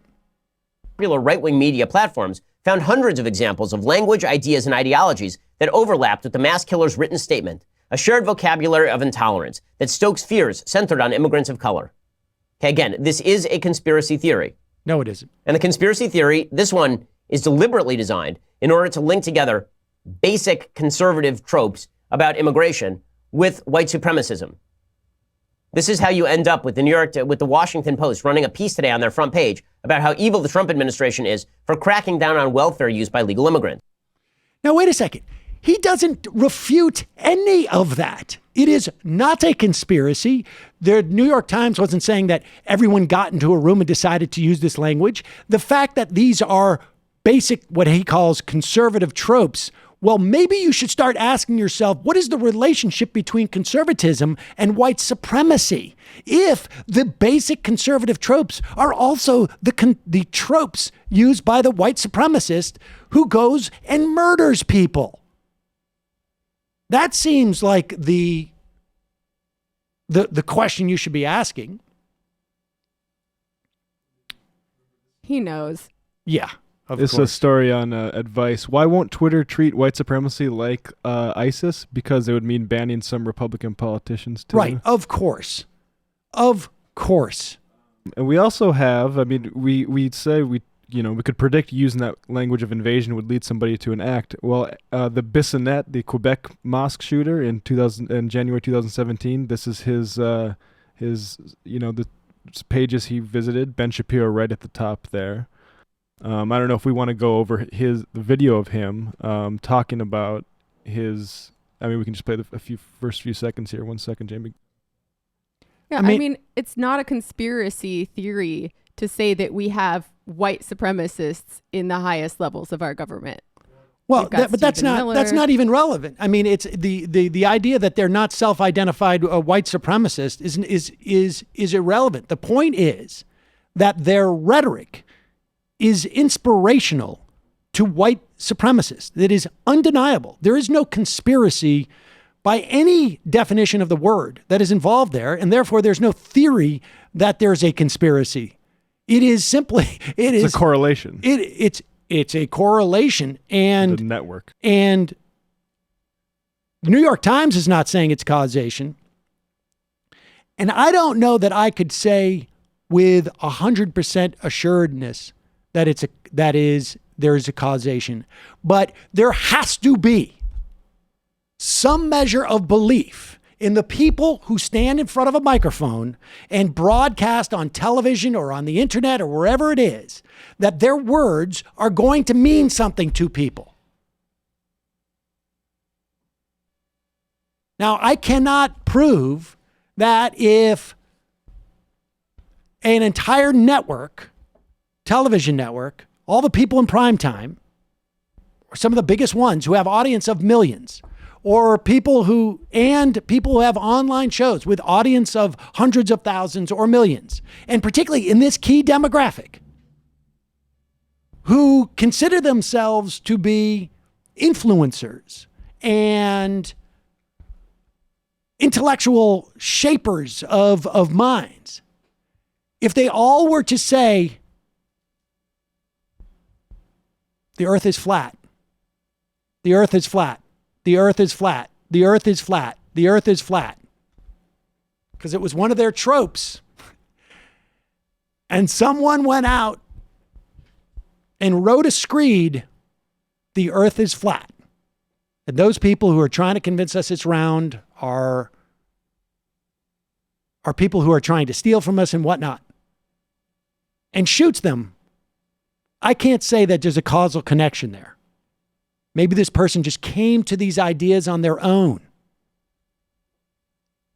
Granted, we're talking about marginal elements of society, but when your rhetoric and your tropes start bumping up against marginal elements of society, you got to start to ask yourself a question or two. And apparently he is not going to. Yeah, he's definitely not going to. Here's one of his old from 2014 on Muslims. So we're talking about 2.2 million radical Muslims in Great Britain. How about here in the United States? Well, we have a very moderate Muslim population. We do. 2.6 million Muslims live here, according to Pew Research. 13% said violence against civilians can be justified. 19% said they were either favorable toward al-Qaeda or just didn't know. Because who knows, really? That's almost 500,000 radical Muslims here in the United States. Here is the total of the countries that we've gone through just now. 680,030,000. 680,030,000 radical Muslims. And that's out of a total population in those countries of 942.4 million Muslims total. And it seems fair to assume that similar proportions of people in countries like, say, like Algeria, Syria, Sudan, Saudi Arabia. Okay, so what are we supposed to do with this information? Are we just supposed to sit here and go, oh my God, we've got millions of radical Muslims who want to do us harm? We're supposed to say, oh, that's so interesting. Yeah, I mean, what are we supposed to do with this information? It's all about ideas. I mean, if I am worried about my fellow man, what am I supposed to do? Well, here's what one guy did in Quebec City.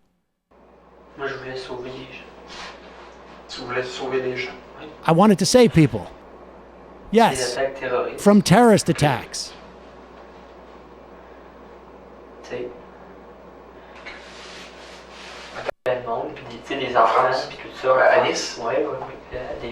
He's going on. I mean, that's basically, he's trying to defend them,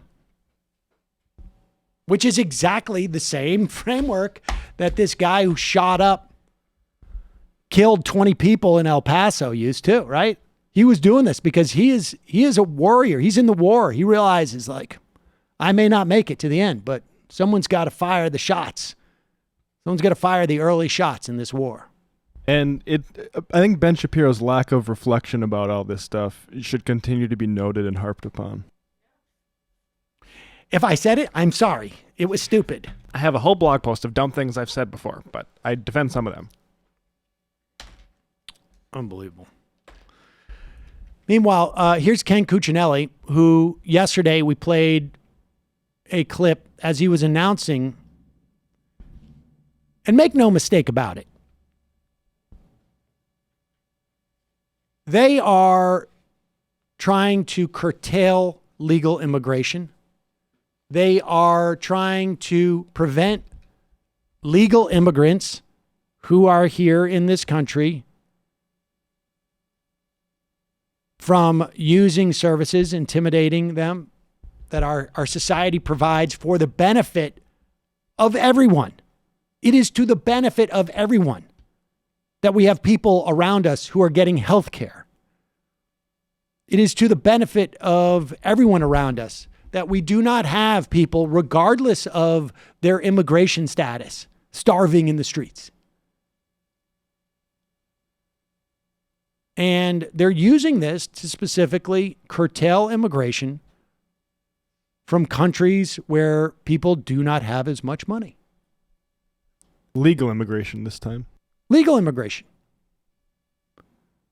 Big, beautiful door in the wall. And so someone asked him at the press conference yesterday, so when we have that plaque on the Statue of Liberty that says, we accept your poor, your what is it? Your poor, your huddled masses yearning to breathe free, something like your that. Huddled masses. You're tired. Are we not? Are we done with that now? And he didn't really have a good answer. Well, he's come up with one, folks. He's come up with one. All we need to do, we don't have to take the plaque down. We just need to amend it a little bit. Would you also agree that Emma Lazarus's words etched on the Statue of Liberty, "Give me your tired, your poor," are also part of the American ethos? They certainly are. Give me your tired and your poor who can stand on their own 2 feet and who will not become a public charge. That plaque was put on the Statue of Liberty at almost the same time as the first public charge law was passed. Very interesting timing. Although you mentioned the American dream is built on this idea that this is a place where you can come and build a life. It's weird. Yeah. I love that. It was pretty hard hitting, the response to that. Wait a second. So you're saying that there's an addendum. There's a qualifier to that. You're poor that can stand on their own 2 feet. What does that mean? What does that mean? That don't need any assistance whatsoever. As if Ken Cuccinelli is not getting assistance from the U.S. government. Never mind his job.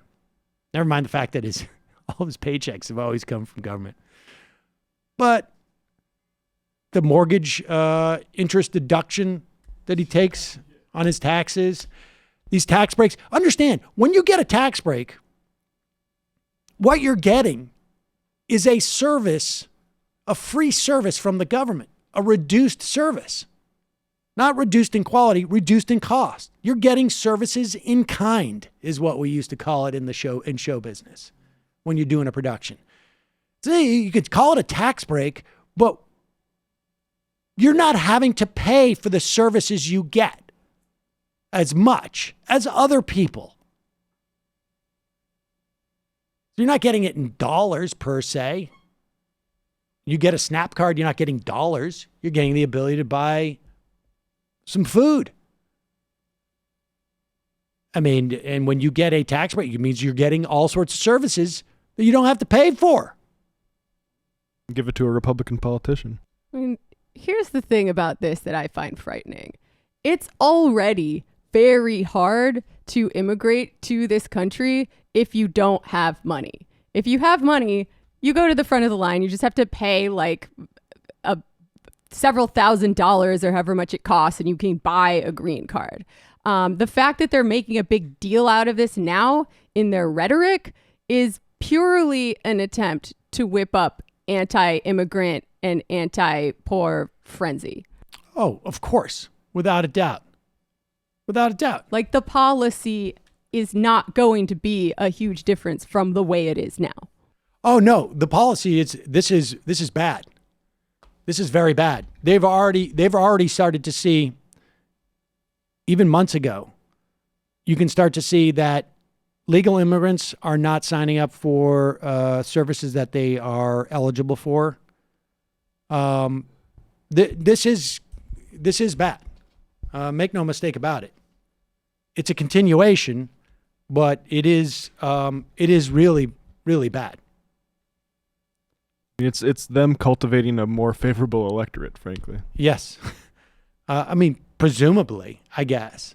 Although I'm not 100% sure about that. It is them cultivating what they consider a more favorable citizenry.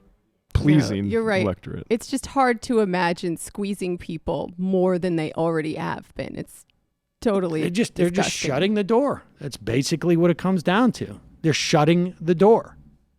And we should add that they're doing it in such a way, I mean, aside from it being inconsistent with the history of this country,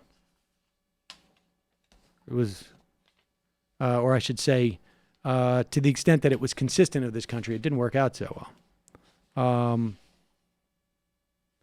That as they get more severe, some Republicans become less favorable towards immigration, but the vast majority of Americans become more favorable towards immigration. I mean, this polarization, we talked about this in the context of identity crisis. This polarization goes both ways. I mean, most Americans frankly don't want a white ethno-state.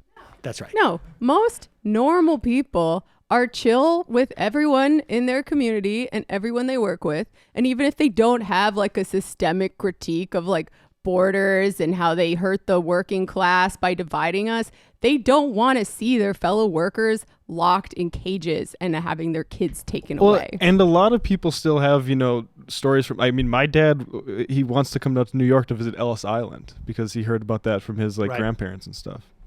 And frankly, a lot of workers do have a systemic critique of these things. Well, I mean, I guess from my perspective, I don't care if they're workers or not workers. I mean, and they obviously are coming in and they're going to be, and I don't know that they define themselves that way, but they're just people who want to live a better life and have opportunity to care for their kids, care for their family, and what we're doing is inhumane.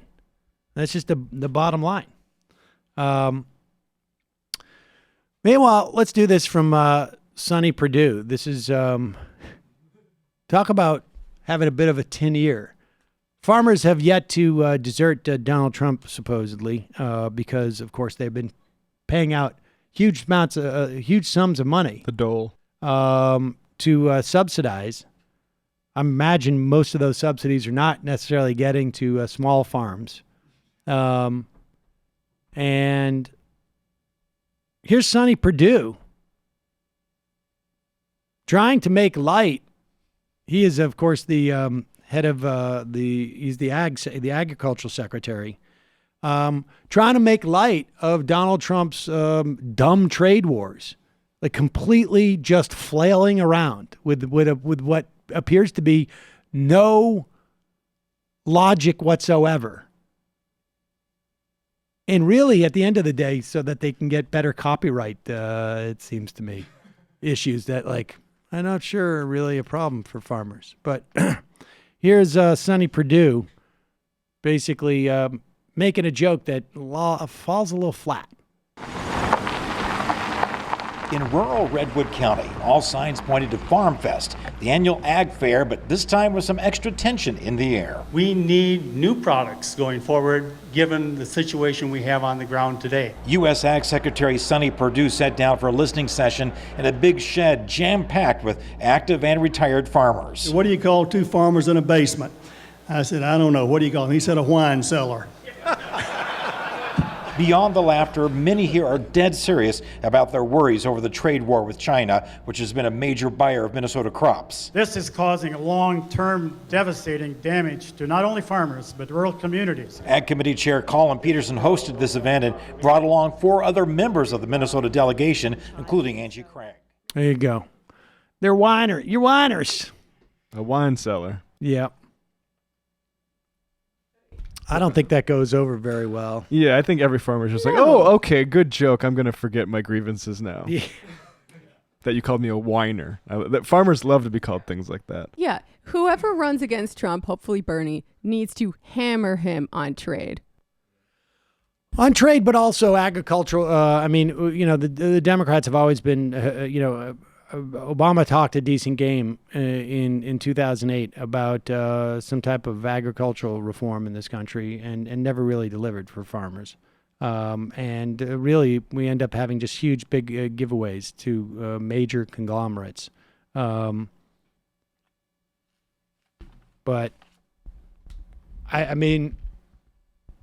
I don't know if, aside from just being completely illogical, I don't know that Bernie's going to be able to make a critique on Trump's trade that anybody else wouldn't be able to be honest with you. I mean, I think like theoretically, Bernie would not be too, if Trump was able to execute what he sort of thinks he's doing on some level, Bernie wouldn't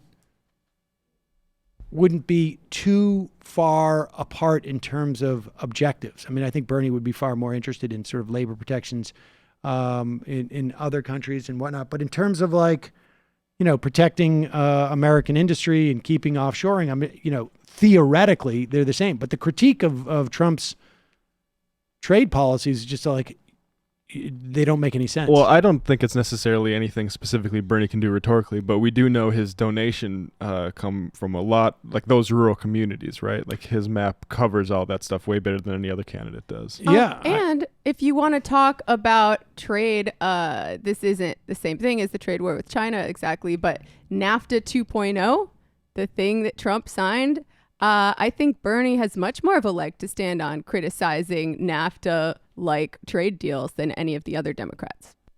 I think that's possible. I think that's possible. I think they'll all critique it on some level. Here is Mitch McConnell is at about 36% approval rate in Kentucky, which is low for an incumbent senator. And that's among likely voters, right? Yes, yes, indeed. And but understand that because Kentucky is so pro-Trump that a Democrat would have to sort of outperform the top of the ticket by something like 15 points or something. With that said, I think there's got to be as much of an opportunity as ever. And protesters in Kentucky, activists, have decided that they're going to pick the one nickname that seems to get at Mitch. Shouldn't have showed weakness. That's right. Cocaine Mitch, he seemed to love it. Yeah, Moscow cool. Mitch, not so much.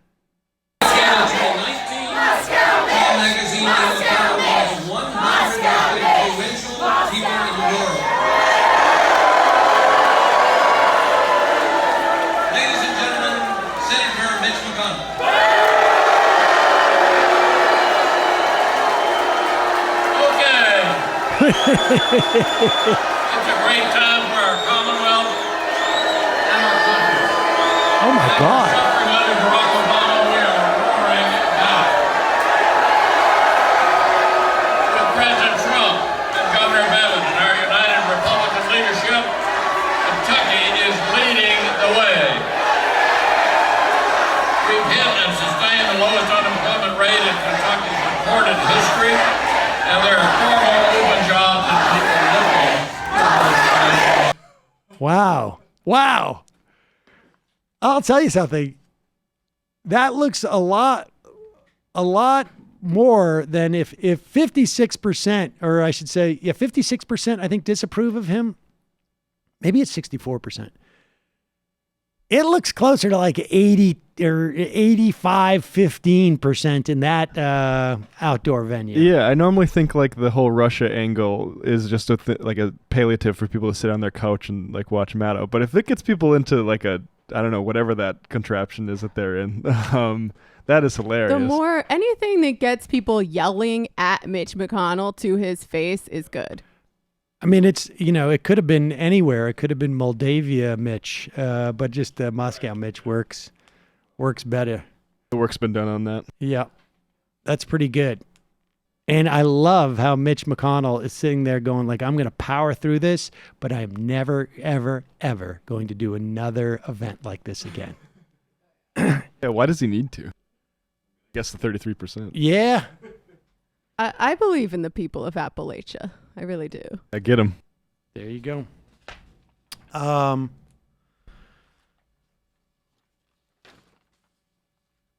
do we have here from Joe Biden? That's him talking about meeting the Parkland kids as vice president. I mean, look, I in the main, people make mistakes. And the problem with Joe Biden's gaffes is that they are of a kind that suggests this is not a guy who is up in what everybody seems to agree is a all hands on deck, ring the fire alarms type of an election. This does not seem like the guy that you want to go into this type of battle with. It just seems risky. And here he is speaking to an event of gun activists in Iowa, and does not seem to realize that the Parkland shooting in Florida took place like a year and a half after he left office, which is weird.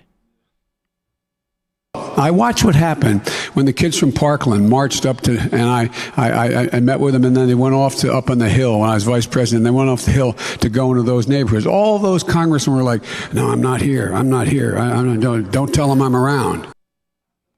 What's weird about this is like, he's not, there's a whole narrative that he's constructed here. This is not like, I met the Parkland kids when I was vice president, and I'll tell you, I was very impressed by those kids, and I thought they did great work. He has a whole story that they showed up at the White House and then went across the hill and he saw what happened. I mean, look, and I don't know if this is just a function, like, I do think there's some issues with his age, or the way that he's aging, I should say. Like, I don't think I happen to subscribe to the idea that age is a number, doesn't necessarily peg you. People tend to think that I'm younger than I am. Great. I hope I can sustain that when I'm Biden's age, Bernie's age, or Warren's age, whatever. But this is also a guy, and granted, it was 25 years ago, 30 years ago, but when he plagiarized from Neil Kinnock, he was not taking, Neil Kinnock was a labor leader. He was not taking language that was about, that was depersonalized. He was not taking language about, the struggle of labor or the struggle of ordinary guys, or here's a story about Joe Sixpack, or even like, I met a guy who came to me with a lunch bag, and he said, I want this lunch bag to be, my dad gave me this lunch bag. He's not even doing that. The part that he took from Neil Kinnock was Neil Kinnock's personal story about growing up the son of a coal miner or something. It's very, like, he took the personal stuff and adopted it. Who Who hasn't been at a party telling a story and you realize halfway through, oops, that story happened to someone else? Yeah, well, I think that happens to people when they get but it's not like he was hanging out with Neil Kinnock. And it was a written script. Yeah, it was about how am I the first person to go to university here? Were my parents thick? Like, it was. It's very weird to look at. They're such good friends. Strange. Sometimes he loses track of the boundaries between himself and other people. Yeah, exactly. Sometimes I find myself speaking with a British accent. But that's the weird part about Joe Biden. But we'll wait till after Labor Day when you can get a real good look at that. He's going down. I mean I continue to believe that, but we'll see. This could be the big chapter, the biggest chapter of my book on Blame the Voters. That might be the moment you finally get me to blame the electorate. There you honestly. go. So this was an interesting segment on MSNBC. Eamon Moladin, who is an anchor at MSNBC, a morning anchor, I think, right? Oh, maybe they had him on a show that was a little bit later. And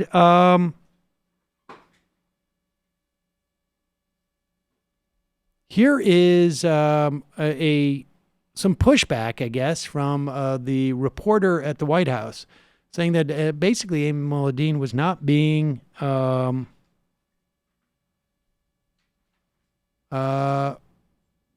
to Donald Trump.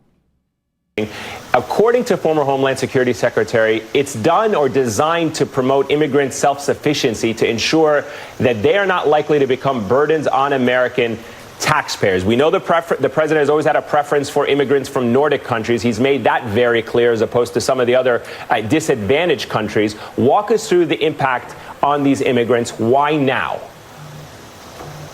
Well, I don't know that the president has expressed a preference for Nordic countries. That is something where I'm not sure where you're getting that from. But he has certainly said that he has an emphasis on merit-based immigration, and he has talked about that extensively. So that matches up to his rhetoric. Now, here's the thing. He has explicitly said that. He has explicitly said that. Let's put that up.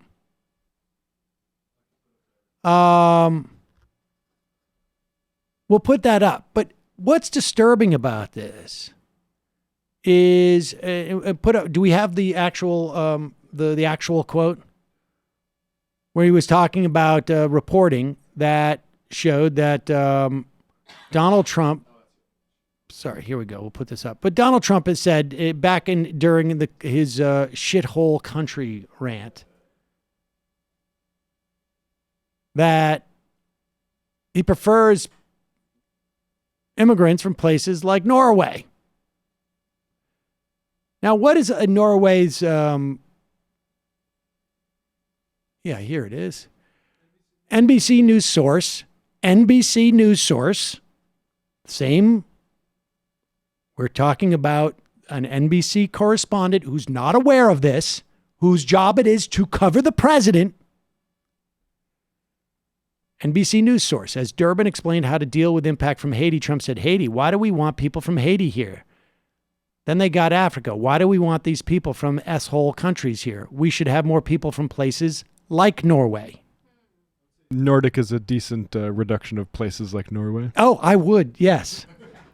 Or if you dig in deeper to what is really like Norway, I don't know what Donald Trump meant. Maybe like people are used to being around more like, evergreen trees or something like that. Here we go. So Moladin says, well, people can forget these comments. And she said, of course, I know the reference. Well, this isn't actually to Moladin. This is to somebody else trying to jar her memory. Yeah. Yeah, of course I know the reference.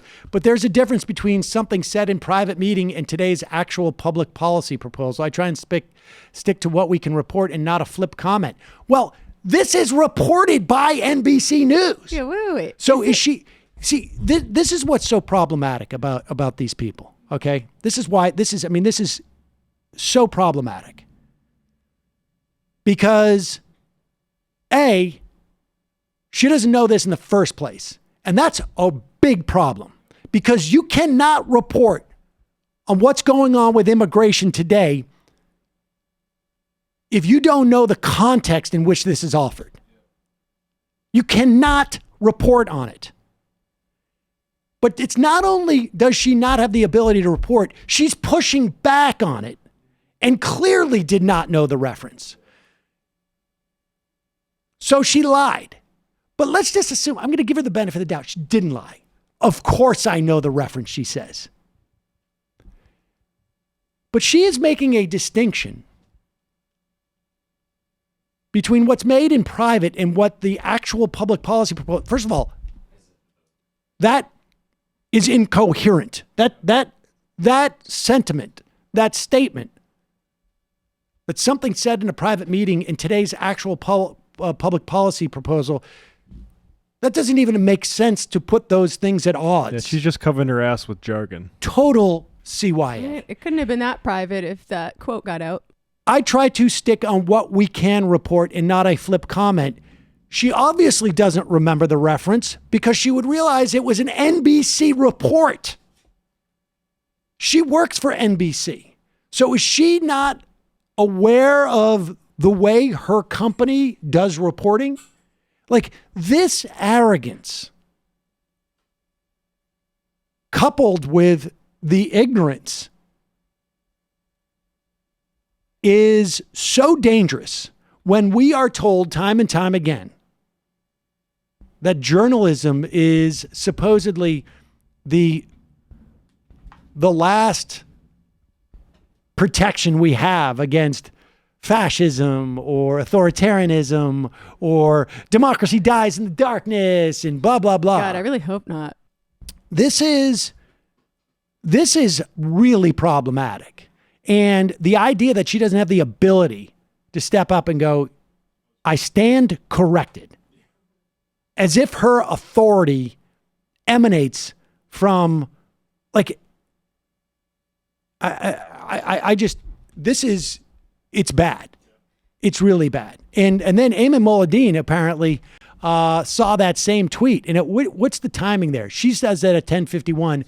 Molladine sees it and he retweets it at 10:48. So what's that, right after? Yeah, she saw it right after. And maybe she did or did not see that. Now, Molladine tries to be gracious and says there's been so many disparaging comments made about immigrants by this president. It's understandable why this would have been forgotten. But she won't have it because he's on MSNBC. I was being more professional than you are, Eamon. Yeah. You know, I was saying the other day when criticizing the mainstream media and how they cover the Trump administration, I don't need them to become like anti-Trump propagandists. I just want them to get a clue and have some sense of history. But this even goes beyond that. Like, this isn't history. This is very recent. Yes. Like, they have a responsibility to know who they're covering. And if you forget it, fine. Well, not fine. That's a problem. Like, you better go back and start hitting the books. But to come out and then be arrogant about it and start to do the same gaslighting that this administration is doing and essentially rely on the authority, the imprimatur you have as a journalist. Like, I'm a real journalist. I don't report on these things. She didn't even click the link to find out that it was NBC News. That's such a total embarrassment. It's unbelievable. Like, this is the type of thing where it's like, hey, we're going to put you on the sidelines for a little bit. It's okay to admit when you've made a mistake. I would say if you're a journalist, it's almost required as part of the job. Yeah. Yep. Pretty stunning stuff. Pretty stunning. That takes a lot of nerve. A lot of nerve. Oh, hold on for 1 second. Calling from 817 area code. Who's this? Where are you calling from? Oh, is this me? I think it is. You calling from an 817 Awesome. area Cool. code? Okay. I am. Arlington, Texas. My name's Alex. Thanks for taking the call. So I think I wanted to just sort of mention John from San Antonio's comment earlier about healthcare. I think he made a lot of really good points. I wanted to sort of also add on to that. I actually work at a psychiatric hospital myself. And right now, what a lot of people don't realize is that these hospitals operate at a loss. And a lot of that's because we have a lot of no pays, people who don't have insurance. And so they come in and they can't pay for their stay. And so it's just a loss for the hospital. In addition to that, psychiatric drugs are expensive. They keep going up in price. You see stuff like increase like 140% for no apparent reason when a new company acquires it. And so Medicare for All, I think, would actually go a long way towards putting more money into the doctors, into the hospitals, because it would ensure that everyone can actually pay for your stuff and reducing the operating costs when it comes to acquiring equipment and medicine. So I think that whole line about it's going to cause hospitals to go out of business. I mean, it's obviously BS, but like from that point, it just doesn't add up anyway. I mean, a lot of the loss just comes from people who can't even pay because they don't have insurance at all. If you give everyone insurance, then well, supposedly that money is made money. up on the backs of upcharging other people, right? I mean, that's the theory. But yes, in theory, right. I mean, I don't know if we can know this answer, but we know off the top, right, that there's going to be 20% savings in terms of the cost of basically the cost to everyone in terms of like what paying for this stuff would be. The savings comes from there's no profit in the private insurance business. And then we know that there's going to be significant savings for all the administrative work that needs to be done in the context of just chasing down billing and even if the hospitals rehire these people or create new jobs for these people that involve navigating the hospital procedures and making them more flexible for, based upon care, you're going to see huge upsides there. I mean, the problem is that these hospitals drive the care based upon what is most profitable for them. And so that involves a lot of overcharging and unnecessary stuff. So, I mean... no, you're absolutely right. You're absolutely right. We'll see. Yeah, that's a really good point about the navigating the insurance thing. Because, there's a whole department at the hospital I work at least, that's just dedicated to that. And, that's a lot of... if you're concerned about operating costs, it's a lot of money, paid to people just to navigate the private insurance industry. And if I could say just one more thing real quick about the Nordic countries comment, I think that's a dog whistle for white supremacists because online they use that terminology a lot, Nordic race, to refer to, so, I mean, to me, it's like, how blatant can you get? Well, I mean, I suppose you could have said he could have said like more like Aryan nations. But I don't know what else would be more explicit. I appreciate the call, Alex. Thanks, Sam. I appreciate it. Calling from this system is a little bit... Calling from a 308 area code. Who's this? Where are you calling from? Hey, Sam. Can you hear me? Barely.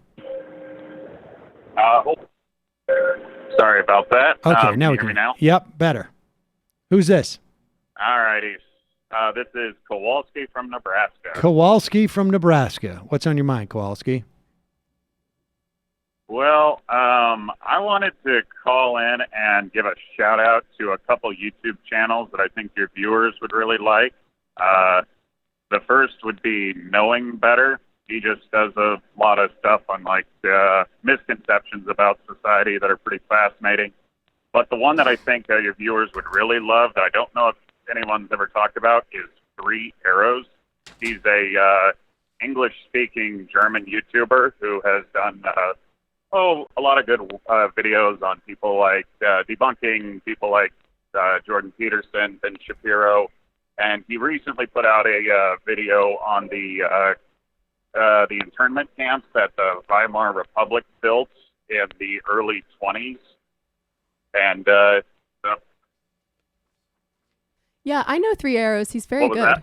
I'm sorry. Say again. Oh yeah, there we go. Yeah. Called How Societies Turn Cruel, sorry. featuring Sargon of Akkad. Very, very good video. I've actually shouted out on this show before. Yeah, I feel like we have at least 3 I arrows. must have And the missed other it one then. was Knowing Better. Yeah, Knowing Better. He's a former Iraqi veteran who has been coming out as more of a leftist lately, but he's made some pretty awesome videos on things like Moderate's Guide to Immigration and Moderate's Guide to Firearms. And I think there's a lot of aspects to it that predominantly a right audience would probably find like fascinating because it kind of undercuts a lot of their talking points. Like one of the things he talks about in immigration that I wasn't really aware of is to actually get U.S. citizenship, you have to know English proficiently. And, you know, everybody always talks about we need to make English the national language or whatever, but it basically kind of already is. We just, you know, haven't made it official. So pretty fascinating there.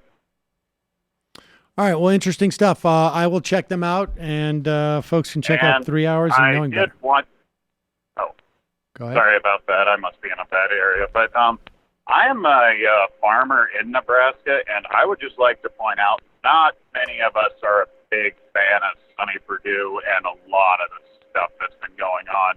And I would say the trade wars have definitely been pretty temperamental out here. But I would say that I don't know why, but why wouldn't somebody like Sanders or Warren not come to a place like Nebraska and express how their views would actually address a lot of the grievances out here? Like, do you know, I mean, off the top of your head, why it wouldn't be worth their time? I don't know. I think they're constantly making assessments as to where they're most needed, right, at any given point. Like, I think, like, my sense is that campaigns are always behind. There's always a sense that they're like a day behind everything, and that they have to constantly make assessments as to what's going to be most valuable in the moment. And maybe they just make that calculation that the time spent in Iowa, the time spent in New Hampshire, is more important.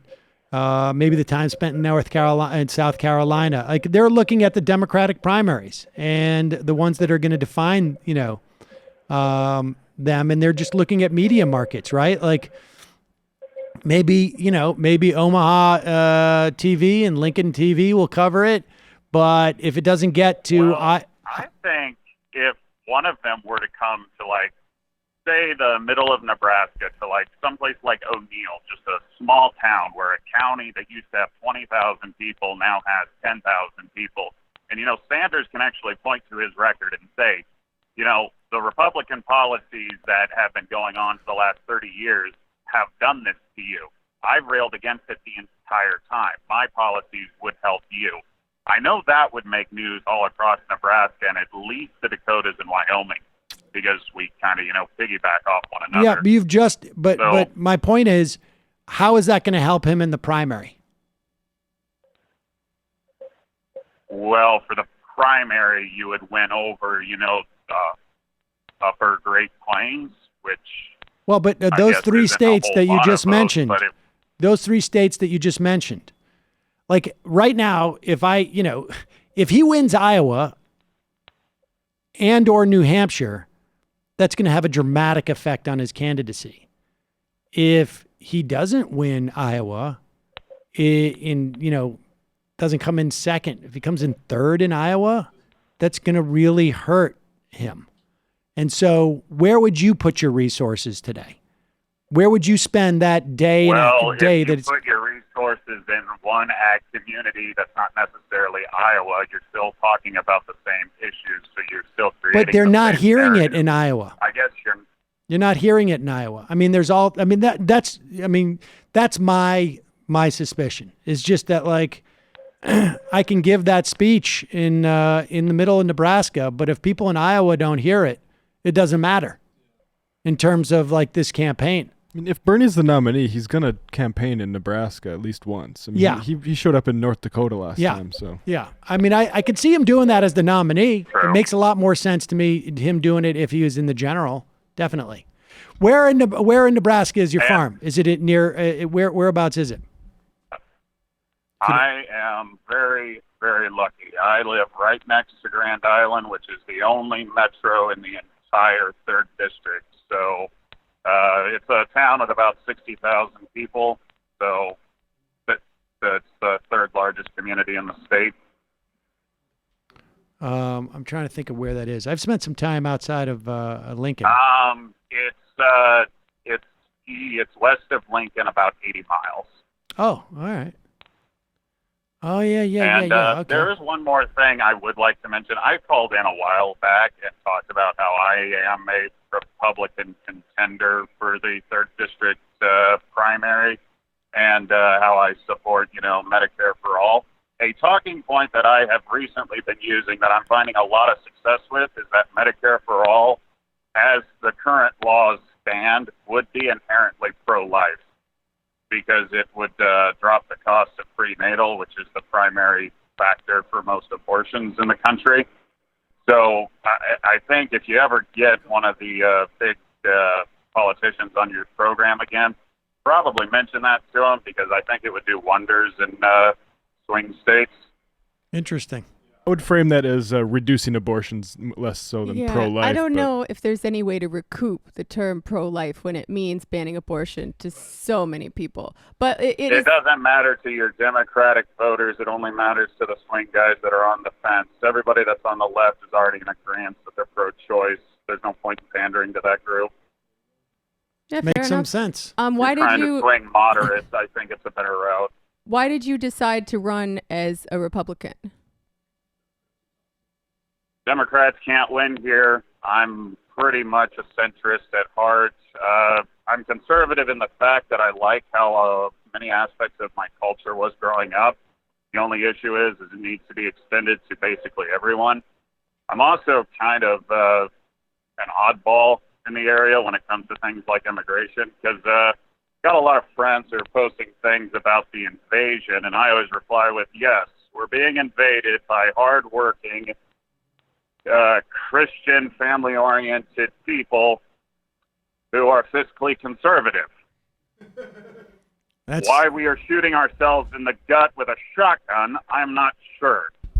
Even though it would make sense for us politically, because they are our natural ally, and because, well, if they were actually made into citizens, now I'm saying an easier route to citizenship, not like amnesty, but if they were made citizens, Nebraska would have probably 80,000 more people, which would increase our ability to retain 3 congressional district seats, because we're going to lose one by 2030. These people want to come here. They want to work. They're doing the jobs that, quite frankly, we can't hold people here to do. So, really, what is the harm? That They was learn English after 3 years. I don't care. You're articulating the theory that Karl Rove and George Bush had, and why they were trying to make inroads into the Latino communities and immigration communities, was because they had that theory too, that these people are going to be Republican voters. But that I mean, if you slice it a certain way, they should, but for some reason we can't shake these racial elements, which is mind-boggling to me, because it actually is very hypocritical, considering most Republican philosophy is, well, we should pull ourselves up by our own bootstraps, and yet these racial groups are inherently saying, well, I'm just superior because, without having to prove themselves. Yeah, good point. Appreciate the call, Kowalski. I do think it's dangerous to defend immigration on the grounds that immigrants do jobs that native-born workers don't want to do, right? Because that is not a quality that is inherent or essential to immigrants. That is the direct result of immigrants being marginalized and criminalized for crossing a border. I think also part of it is that the skill sets that people come across. You're coming from countries that are more agrarian in some respects, and countries that are just not as developed. Well, but why don't Americans want to do those jobs? Is it because they don't like working in the fields, or is it because they pay crappily? I think it's they don't like working in the fields. I mean, I think it's true too that they don't pay well, but I suspect even at $15 an hour, we have a population that's not terribly comfortable in agrarian situations. I mean, I think a lot of it comes down to the pay and the conditions that people are working in. well, I can tell you, picking stuff in a field, even at $15 an hour, even if everybody's really nice, is super hard. And I don't think that if you don't like sort of come from that tradition, I think it's a hard job to do. I mean, I think it's a hard job for them too. I mean, yeah, I think we kind of touched on this with Tim Faust too a little bit, but I think basically if that guy wants to try to run on that and make that the rhetoric of middle of the country Republicans, Godspeed. Let's go. We got time for one more call, maybe. Calling from a 571 area code. Who's this? Where are you calling from? Hi, this is Pepto Bimbo from Richmond, Virginia. Is this me? I guess it is. Pepto Bimbo. Oh, excellent. Yeah, that's correct. Just wanted to call in. Appreciate y'all's show immensely. I am kind of fast food worker, and this is how I'm spending one of my days off. Oh, I did want to just note. Oh, sorry. Go ahead. Thank you. My main thing is, as a member of our local Richmond DSA chapter, we recently, this past June, endorsed a city council candidate for our 5th district in the Richmond City Council race. Sorry, a little bit nervous. This is my first time calling in. You're doing great. Long-time listener. I just wanted to note and signal boost his campaign because he is the former chair of the VCU, Virginia Commonwealth University Young Democratic Socialists. His name's Nick Da Silva. Just wanted to do a quick plug for that. Don't know how much time you want to give to me running down the kind of platform he's got going forward, but just very solid democratic socialist politics, especially since y'all were talking about municipal level politics earlier in the show today. All right. Well, look, we have we were putting out his we pulled up his Twitter. He's Nicholas Da Silva. He's running for Correct. Richmond's 5th district. And we'll put that in the podcast description. So if folks are from that area or they want to just check out, see if there's any way for them to help, there it is. I'm going to Richmond in a couple weeks, actually. Appreciate the call. Jamie will be down there in a couple of weeks. Send her an email. Maybe it's to set up a talk. Ooh, yeah. I would love to hear more about what the DSA is doing down there. I have some really good friends there, so I go there at least once a year. Excellent. All right, appreciate the call. All right, thank y'all. Have a good day off. Spend it the best way you can, watching the Majority Report live.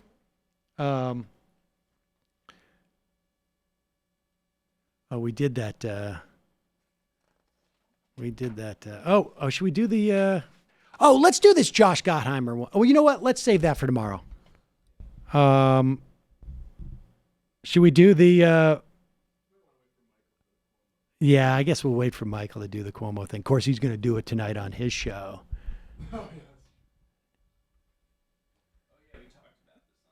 Yeah, we talked about it on TMBS last night, so we don't need to go over that.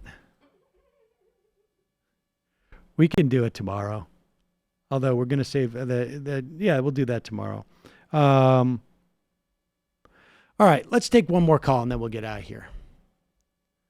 All right, we got a lot of people hanging on the phone. We don't have numbers on the call screen anymore, so it's tough to know. But we've had a lot of people who've been hanging on for basically an hour.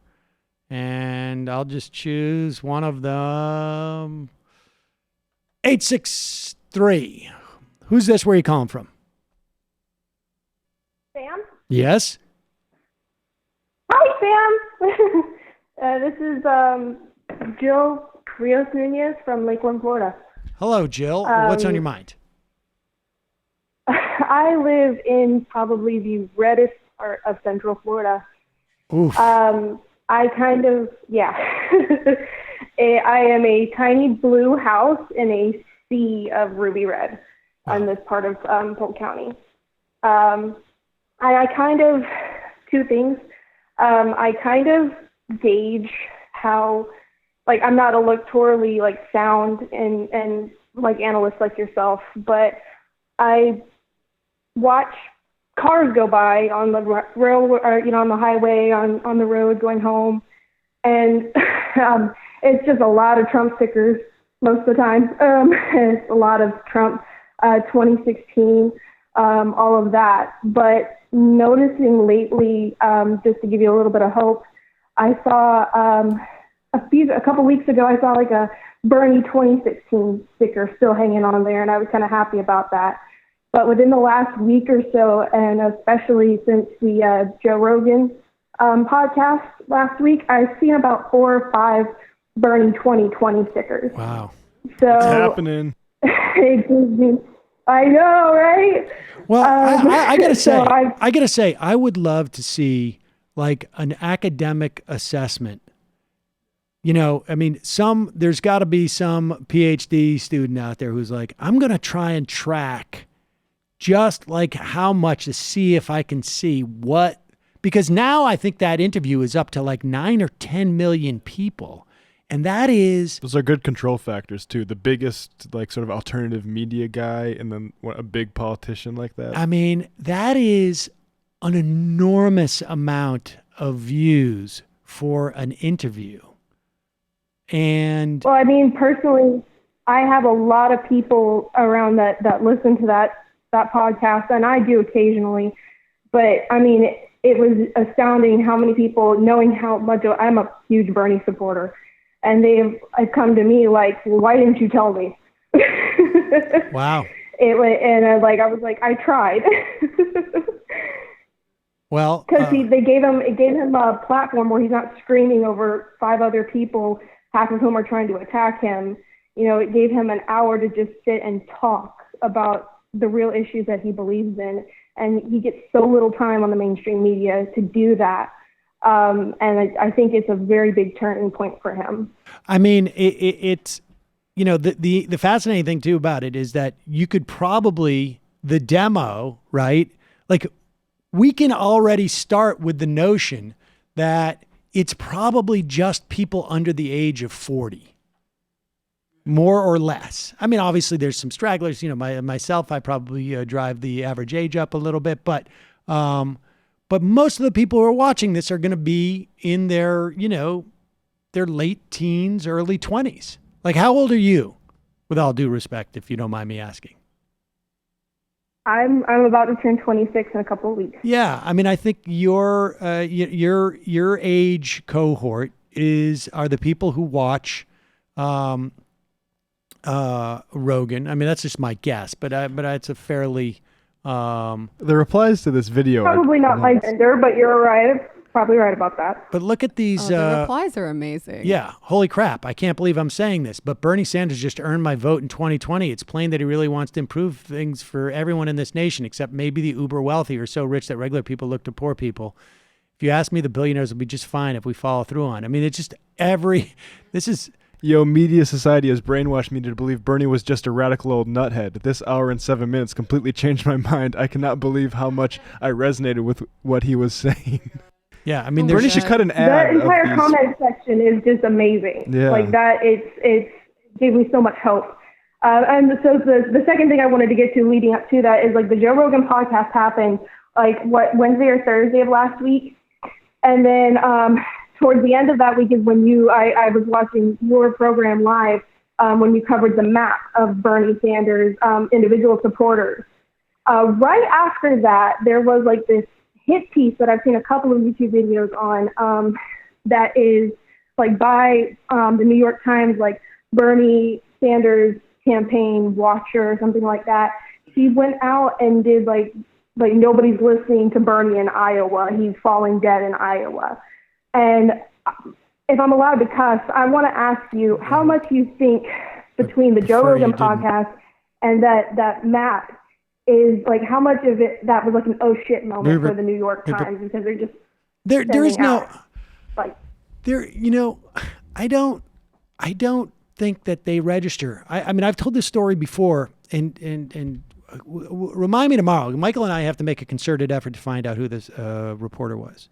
But in the run up to, must have been spring of 2015, there was Michael. Somehow a reporter reached out to us. I'm not exactly sure how, from Politico, and wanted to talk to me because he was doing a story on Martin O'Malley and wanted to get a sense. So I got on the phone with a guy and he's like, look, I'm doing a story on Martin O'Malley, and Martin O'Malley's question that he's asking is, how do I draw people?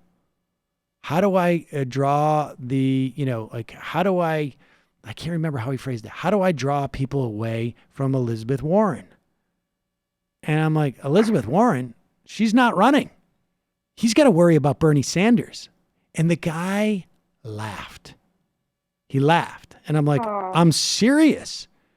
You don't understand. There's a lot of support for Bernie Sanders. And he's like, yeah, but he's a socialist. And I'm like, I don't think people care about what he calls himself. There's a lot of support for him. I think that's, if I was Martin O'Malley, that's what I'd be talking about, is how do I get people away from Bernie Sanders? Years ago, everybody just said Trump was just a racist old guy. So, well, I mean, he is. He is just a racist old guy. But my point is that they didn't, that reporter was not going to listen to me. That reporter probably still believes the exact same thing he did about Bernie as he did then. They're not going to move. And on some level, it doesn't really matter. Bernie Sanders is going to win this or not, regardless of what the mainstream media does. I mean, it's just, he's set up in such a way that if he does what he needs to do, right? I mean, like, think about where we are in the campaign right now. And they know what they're doing this time. He's running to win this time. And going on something like Rogan was a super smart idea. And I suspect, I think, like, to a certain extent, when we do videos, when Pacman did videos, when Kyle Kulinski did videos, saying that Rogan's not having people on the left enough, and he's feeling somewhat self-conscious of it, and he has Pacman on, he has Kulinski on, and we continue to press him and just that whole IDW. I think that's part of the reason why he basically either accepted an opportunity to have Cornel West on or seek him out. And I don't think it's a coincidence that Bernie comes on within a couple of weeks of Cornel West. I have a feeling that that's the way that works. I mean, that's the way it just works with our guests. Oh, yeah. And so this is the interesting thing about the era that we're living in, is that there's an opportunity to influence not the mainstream media. We just saw that example of Nora, was it O'Donnell? I can't remember who it was, from MSNBC, not even sort of admitting that she didn't know, that she made a mistake. And having outlets that are not so defensive, and having access to them in this world where 7 to 10, 11 million people are going to be able to have access to Bernie, because people on Twitter were, doing stuff. I mean, so they just sort of, it's pretty gratifying, but we'll see. If Bernie wins, it's going to be despite the fact that the mainstream media has been sort of and all the blacking better of him for it. Well, listen, I appreciate the call, and hang in there. Just one more thing. Yeah. Left is best. Thank you so much for taking my call. I've been listening to your show for like 3 years, and this is the first time I've actually been able to call. Can I get the horn sounds? It's my daughter's second day of kindergarten. Oh. And I want to be able to play it for her. Oh, good for her. Are you ready? Oh, which one? Do you want this one?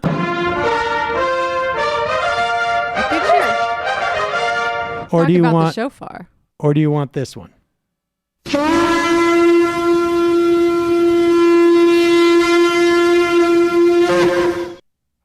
Appreciate the call. I got both. You got both. Bye. Hell yeah. All right, folks. That's all our time for today. I'm sorry, callers. We've run out of time. Tomorrow we'll endeavor to take more calls as we're wide open. See you tomorrow. It might take all the strength I got to get to where I want, but I know somehow I'm gonna get there. I wasn't looking when I just got caught between the truth and the lie bar, but finding out won't make me feel any better. Yeah, I know the clock is ticking, but the meds are gonna kick in, and my pilot light shining bright. I get somewhere the choice was made, for the option where you don't get paid, for the road that bends before it finally breaks you. I guess somehow I lost my drive,